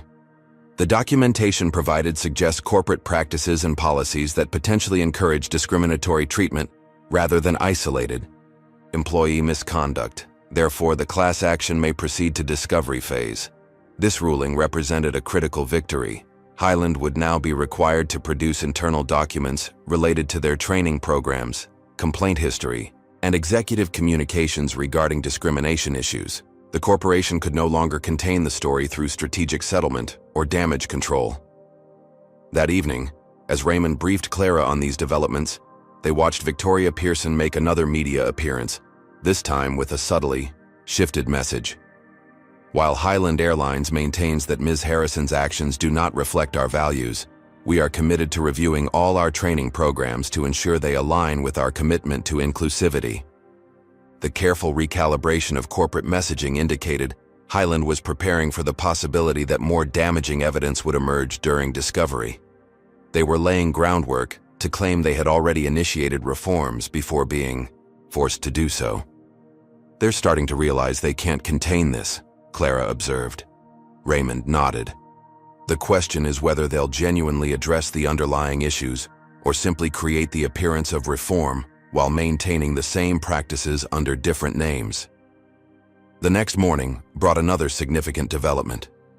James Rutledge, the attorney who had been representing Melissa Harrison in her media appearances and countersuit, announced he was withdrawing from her case due to irreconcilable differences regarding case strategy. Hours later, Highland Airlines filed an emergency motion for settlement conference, indicating for the first time a willingness to discuss not just financial compensation, but also specific policy reforms. They're panicking, Jordan noted when he called Raymond with the news. Something in the documents they know we'll discover during the class action has them terrified. The case had reached a critical inflection point. Highland clearly wanted to settle before further damaging evidence became public. The question now was whether settlement terms could create meaningful, verifiable change rather than merely cosmetic reforms designed for public relations purposes. As Raymond considered Highland's request for settlement talks, he recognized that the true test of success wouldn't be the dollar amount of any settlement, but the structural reforms implemented and the accountability measures established to ensure compliance. His goal had never been personal vindication or compensation, but systemic change that would protect future passengers from similar discrimination. The evidence Patricia had provided, combined with Melissa's potential testimony about her training, created unprecedented leverage to demand such reforms. For perhaps the first time, a major corporation faced the prospect of not merely paying for discrimination, but fundamentally changing the systems that enabled it. The courtroom fell silent as Raymond Chambers took the witness stand. After months of legal maneuvering, Highland Airlines' attempts to settle the case privately had failed when Raymond and the other plaintiffs insisted on public accountability and court-supervised implementation of reforms. Now, in a packed federal courtroom in Chicago, the landmark trial was reaching its climactic moments. Raymond had made the difficult decision to step down temporarily from the bench to pursue the case, recognizing that the Judicial Ethics Committee would likely force the issue regardless. The personal cost had been substantial. His carefully built reputation for judicial restraint was now questioned in certain circles, and conservative legal organizations continued their campaign to suggest he could never be impartial in discrimination cases again. Yet as he took the oath and looked out at the crowded courtroom, Raymond felt a sense of purpose that transcended personal considerations. This case had become about something much larger than one incident on one flight. Jordan Williams began the questioning with practiced precision.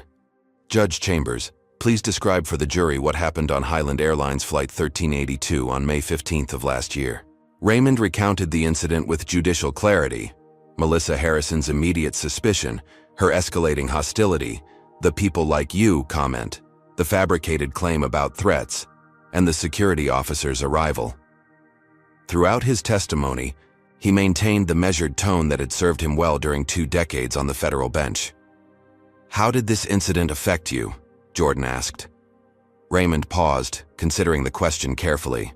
"Beyond the immediate humiliation, it reinforced something I've experienced throughout my career, that my professional accomplishments and societal contributions don't shield me from assumptions based solely on my race.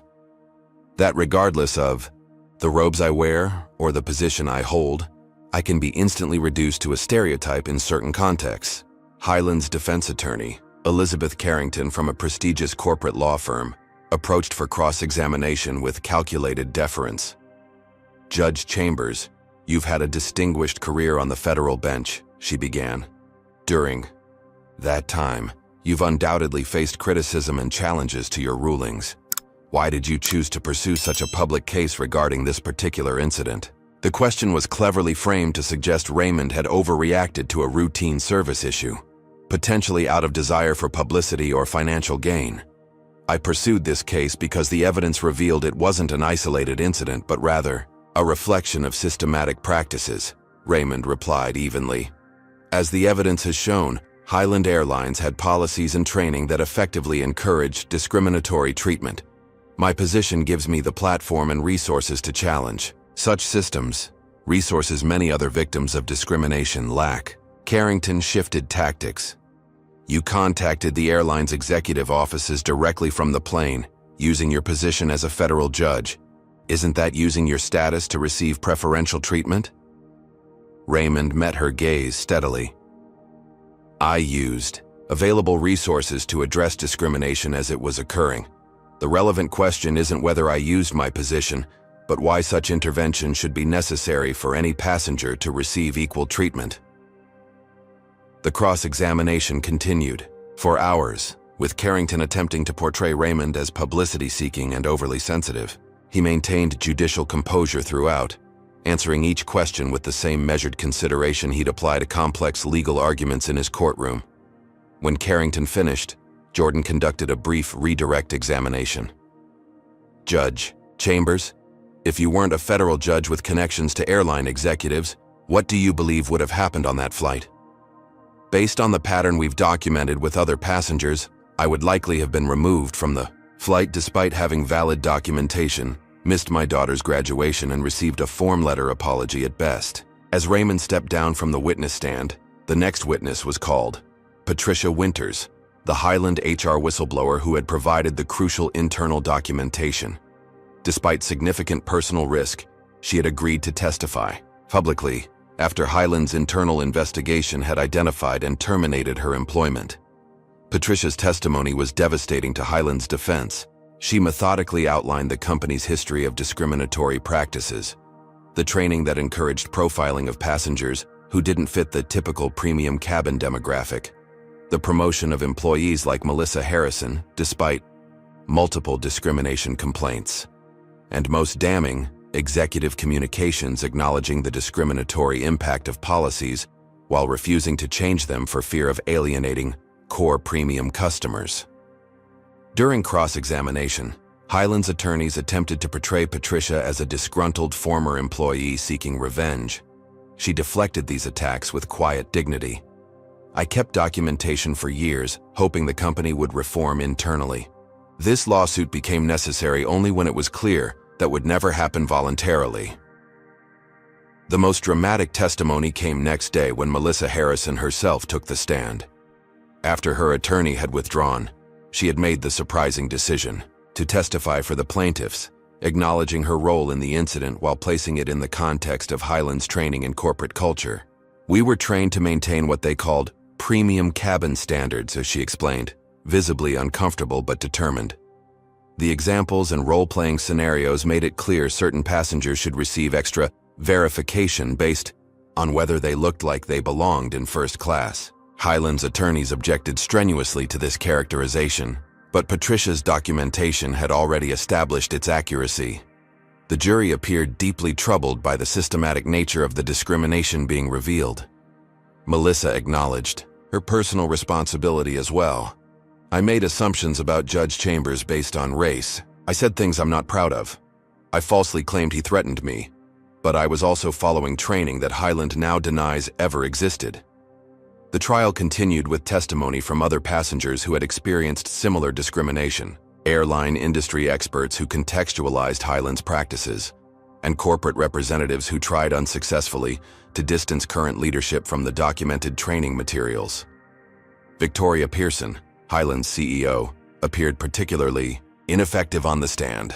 When confronted with emails showing she had been directly informed of discriminatory outcomes from the premium cabin standards training yet approved its continuation, she claimed not to recall those specific communications. Ms. Pearson, Jordan asked during a particularly tense exchange, are you asking this jury to believe that as CEO, you were unaware of training materials that explicitly instructed staff to apply different standards based on whether passengers fit the typical premium demographic? Those materials were never intended to encourage discrimination, Victoria insisted, her corporate composure finally cracking. They were about maintaining service standards. What specific service standards require questioning the legitimacy of certain passengers' presence in first class? Jordan pressed. Victoria had no effective answer, and her credibility with the jury visibly diminished. As the trial entered its final phase, Highland's General Counsel Thomas Bradford made a last-ditch effort to salvage the situation, approaching Jordan with an enhanced settlement offer that included both substantial financial compensation and specific reforms. Victoria is being unreasonable, Bradford confided. Several board members and I believe settlement is clearly the right path. The evidence is simply too damaging. Jordan brought the offer to Raymond, who discussed it with the legal team and other plaintiffs. The financial terms are generous, Jordan noted, and the reforms address most of our core concerns. Raymond considered the proposal thoughtfully. What about the accountability provisions? Who ensures these reforms are actually implemented rather than existing only on paper? This was the critical question. Many corporate settlements resulted in promised reforms that were quietly abandoned once public attention shifted elsewhere. Real change required ongoing verification and consequences for non-compliance. After careful negotiation, Bradford agreed to a crucial addition: a court-appointed monitor who would oversee implementation of reforms for 5 years, with authority to access training materials, complaint data, and other relevant information to verify compliance. The settlement would also establish specific metrics for measuring improvement in equitable treatment, with financial penalties if targets weren't met. With these provisions secured, Raymond and the other plaintiffs agreed to settlement rather than pursuing the case to jury verdict. While a verdict might have resulted in larger punitive damages, the negotiated reforms with verification mechanisms offered more certainty of lasting change. The settlement, when announced, was landmark in both scope and specificity. Beyond substantial financial compensation to affected passengers, it mandated complete restructuring of all customer service training with third-party anti-bias experts, elimination of any practices that encourage different treatment based on perceived passenger demographics, transparent tracking and public reporting of discrimination complaints, diverse hiring initiatives for leadership positions, court-appointed, compliance monitoring with real enforcement authority, industry-first standards for anti-discrimination protocols. Most significantly, Highland agreed to share anonymized findings with industry groups, potentially influencing practices beyond just one airline. As Raymond had hoped, the case would establish precedent that could protect countless future passengers. The media coverage was extensive, with analysis focusing on both the groundbreaking reforms and the personal cost to Raymond. Conservative outlets continued questioning whether he could return to the bench with impartiality, while progressive voices celebrated his willingness to risk his position to create meaningful change. As Raymond left the courthouse after the settlement announcement, Clara by his side, a reporter called out, "Judge Chambers, was stepping down from the bench temporarily worth it for this outcome?" Raymond paused, considering the question seriously. "Justice isn't just rendered in courtrooms," he replied. "Sometimes creating justice requires stepping into the arena as a participant, rather than presiding from above. If this settlement prevents even one person from experiencing what I and others experienced, then yes, it was entirely worth it."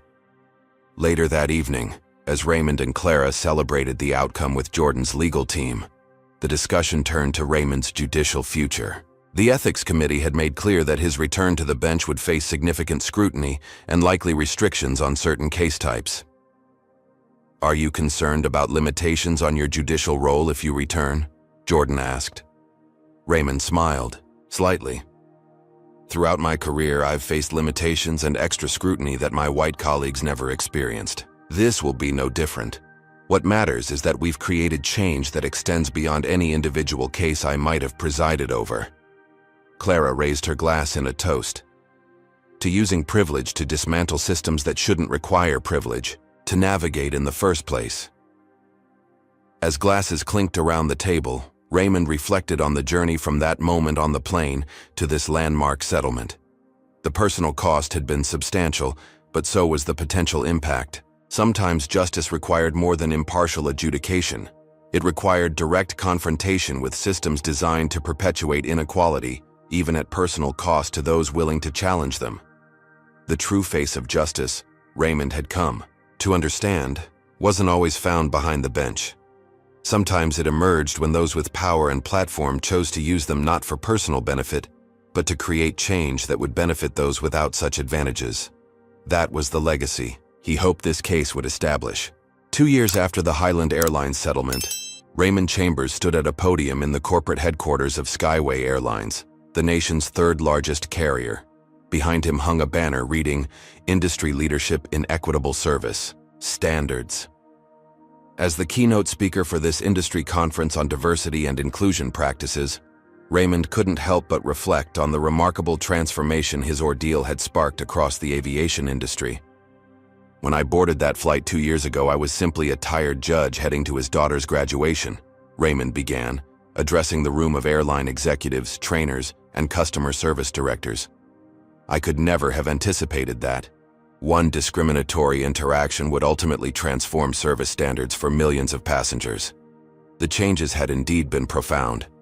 Highland Airlines, under the court-appointed monitoring system, had completely restructured its training programs, eliminating the problematic premium cabin standards that had encouraged profiling. The airline had also implemented transparent tracking of discrimination complaints, with quarterly public reporting of statistics and resolution outcomes. Most significantly, Highland's settlement had created a domino effect throughout the industry. Facing similar lawsuits and public pressure, 5 other major carriers had proactively implemented comparable reforms. The industry association had established new best practices guidelines for equitable treatment, and customer satisfaction scores among passengers of color had shown measurable improvement across all participating airlines. "The most meaningful change," Raymond continued, "isn't found in corporate policies or training manuals. It's experienced by the thousands of passengers who now board flights without having their presence questioned based on how they look. It's measured in dignity preserved rather than dignity restored after harm." After his speech, Victoria Pearson, who had remained Highland's CEO despite the settlement turmoil, approached Raymond somewhat awkwardly. "Judge Chambers, your insights today were valuable," she offered with corporate politeness. "Highland has learned difficult but important lessons through this process." Raymond nodded, noting that her language still placed the discrimination in passive terms, rather than acknowledging direct corporate responsibility. True cultural change clearly remained a work in progress, even as policy reforms advanced. "The monitoring reports show promising improvements," Raymond replied diplomatically. "I hope those continue beyond the required 5-year period." Later that evening, Raymond met Clara for dinner to celebrate the 2nd anniversary of the settlement. Now a practicing civil rights attorney with a national advocacy organization, Clara had built upon her father's case to develop new legal strategies for addressing systemic discrimination in service industries.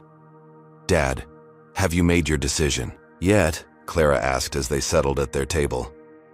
The question referred to Raymond's judicial future. After a 2-year leave from the bench, the ethics committee had cleared him to return to his position, though with the condition that he recuse himself from certain discrimination cases for 1 additional year. "I've decided to accept the conditions and return," Raymond said. "The restrictions are a small price to pay for the perspective I've gained through this journey." Clara smiled. "The judiciary needs your voice more than ever, especially now that you've experienced both sides of the system." Raymond's phone buzzed with a notification, an email from Jordan Williams with the subject line, "Melissa Harrison Update." Opening it, he found news that Melissa had completed a specialized training program in diversity and inclusion practices and had been hired by a corporate consulting firm that worked with service industry companies on anti-bias initiatives. "Melissa seems to have found an unexpected new path," Raymond observed, showing Clara the email. "Redemption comes in strange forms," Clara replied thoughtfully. She's using her experience to prevent others from making the same mistakes. There's some justice in that. Indeed, Melissa's journey had been one of the more surprising outcomes of the case. After testifying about Highland's discriminatory training practices, she had publicly apologized for her actions and for her subsequent misrepresentations in the media. While some viewed her transformation skeptically as self-interested rehabilitation, she had consistently acknowledged her personal responsibility, while also contextualizing it within Highland's corporate culture. Raymond's own Foundation for Equitable Access, established with a portion of his settlement funds, had grown into a significant resource for victims of discrimination who lacked the platform or resources to seek redress. The foundation provided both legal support and advocacy training, helping transform individual experiences of discrimination into catalysts for systemic change. As Raymond and Clara enjoyed their dinner, a young black flight attendant approached their table somewhat hesitantly. "Excuse me, Judge Chambers. I hope I'm not interrupting," she began. "I just wanted to thank you. I started working for Skyway Airlines last year, and our entire training program emphasizes equal treatment, regardless of how passengers look or dress. My trainers specifically discussed your case as a turning point for the industry." This kind of encounter had become increasingly common for Raymond. People sharing how the settlement had created tangible improvements in their professional environments or personal experiences. These moments of connection reinforced the value of having pursued systemic change, rather than merely personal compensation or vindication. The following week brought Raymond back to the federal courthouse, where he had presided for 20 years, before his leave of absence. Walking through the judge's entrance, a small but meaningful privilege he had been denied on his first day on the bench decades earlier, he felt both the weight of returning and the unique perspective his journey had provided. Chief Judge William Harrington greeted him warmly, if somewhat cautiously. The Highland Airlines case had created tensions within the judiciary, with some colleagues viewing Raymond's public advocacy as incompatible with judicial neutrality, while others privately supported his courage in confronting discrimination. "Welcome back, Raymond," Harrington said, shaking his hand. "Your chambers are ready whenever you are." "Thank you, William. It feels good to return, though with a somewhat different perspective than when I left." "I imagine so," Harrington replied, a hint of uncertainty in his tone. "The Ethics Committee's restrictions aside, how do you see your role on the bench after everything that's happened?" It was the question Raymond had contemplated most deeply during his absence. How would his experience as a discrimination plaintiff affect his judicial perspective? Would it compromise his impartiality, as critics suggested, or enhance his understanding of justice's practical application?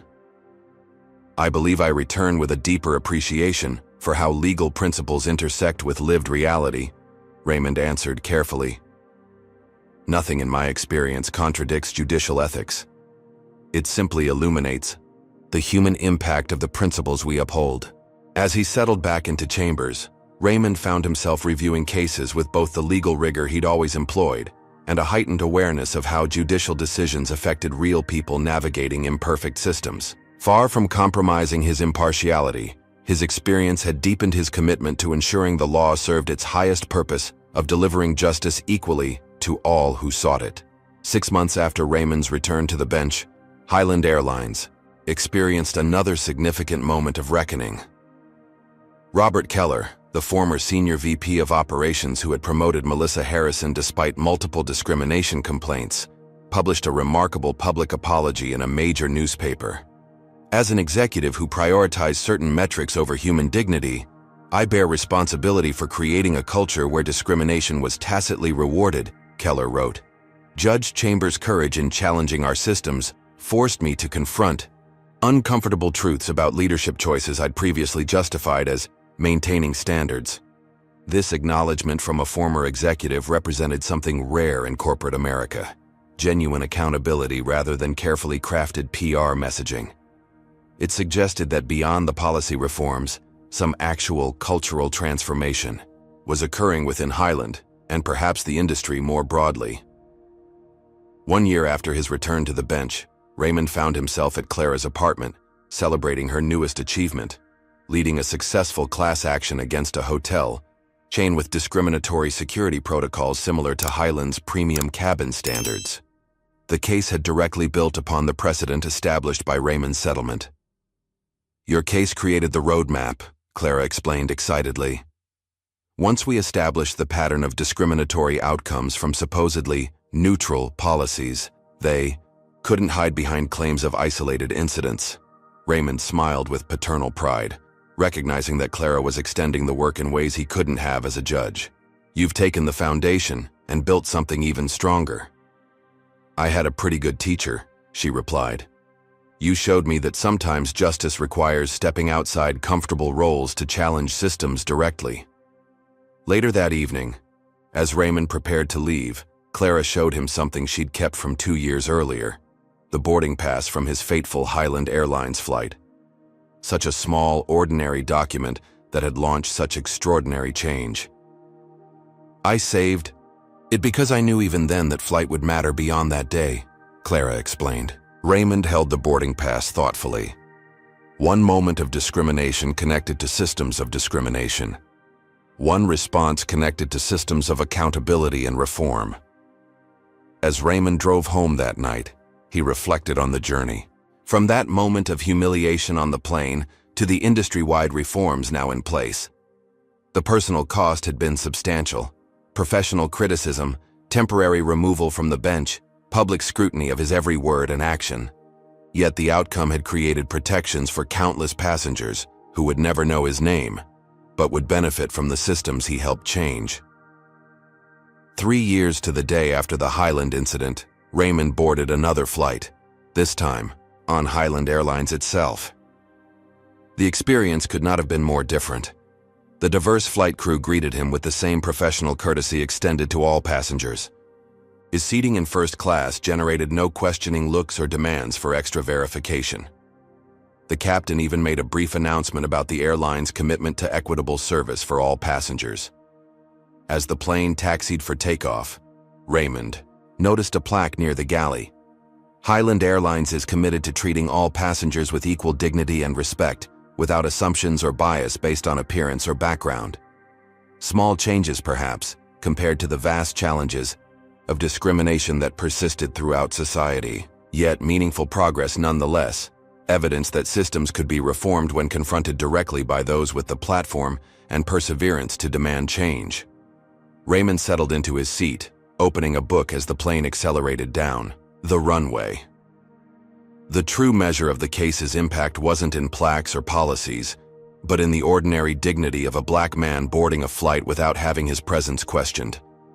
A simple right that should never have required a federal judge's intervention to secure, but now stood more protected for everyone because of his willingness to fight when that dignity was denied. The Highland Airlines case would likely remain in legal textbooks for decades as a landmark in corporate accountability for discriminatory practices. But for Raymond, its most meaningful legacy was invisible: the countless incidents of discrimination that would never occur because systems had been changed. The passengers who would never know what they had been spared because one person with privilege had used it to create protection for those without it. That, Raymond reflected as the plane lifted into the clouds, was the true face of justice. Not merely punishing past wrongs, but transforming systems to prevent future ones. Not merely winning individual cases, but creating precedents that extended protection beyond those with the resources to demand it individually.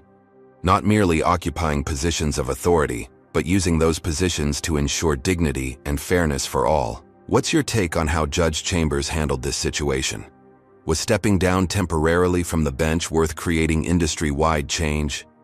Comment below with your thoughts on how one person's stand against discrimination can create ripple effects throughout an entire system. Don't forget to like, subscribe, share this story, and hit that notification bell if you want more powerful stories about justice and transformation. Thank you for joining me on this journey. And remember, sometimes the most important changes start with one person refusing to accept injustice. Judge Raymond Chambers' experience reveals profound truths about discrimination in modern America. Despite his prestigious position, Raymond faced the same racial profiling that countless Black Americans encounter daily. His story demonstrates that professional achievements provide no immunity from bias. A federal judge in a tailored suit was still seen as not belonging in first class. More importantly, this case illustrates how individual incidents of discrimination often reflect systemic problems. Melissa Harrison wasn't simply one bad employee, but rather someone acting within a corporate culture that tacitly encouraged discriminatory treatment through its training, policies, and incentives. The true measure of justice isn't merely punishing individual wrongdoers, but transforming the systems that enable discrimination. Raymond's decision to pursue systemic change rather than personal compensation created protections for countless future passengers who lack his platform and connections. Perhaps most powerfully, this story shows the difficult balance between individual dignity and collective progress. The daily calculations Black Americans make about when to challenge discrimination and when to preserve energy for bigger battles reflect the exhausting reality of navigating spaces still defined by racial assumptions. True justice requires not just changing laws and policies, but transforming cultures and mindsets that perpetuate discrimination in seemingly mundane interactions. What would you have done in Judge Chambers' position? Would you have accepted the airline settlement offer or fought for industry-wide change knowing it might impact your career? Comment below with your thoughts about how far we should go to challenge racism when we encounter it. If this story moved you, please like this video and subscribe to our channel for more powerful stories about justice and resilience. Share this with someone who needs to understand how discrimination operates in supposedly post-racial America. Remember that creating lasting change often requires sacrifice from those with the platform to make a difference. Thank you for joining me for this powerful story. May it inspire us all to recognize and challenge discrimination wherever we encounter it, whether as direct targets or as witnesses with the power to speak up.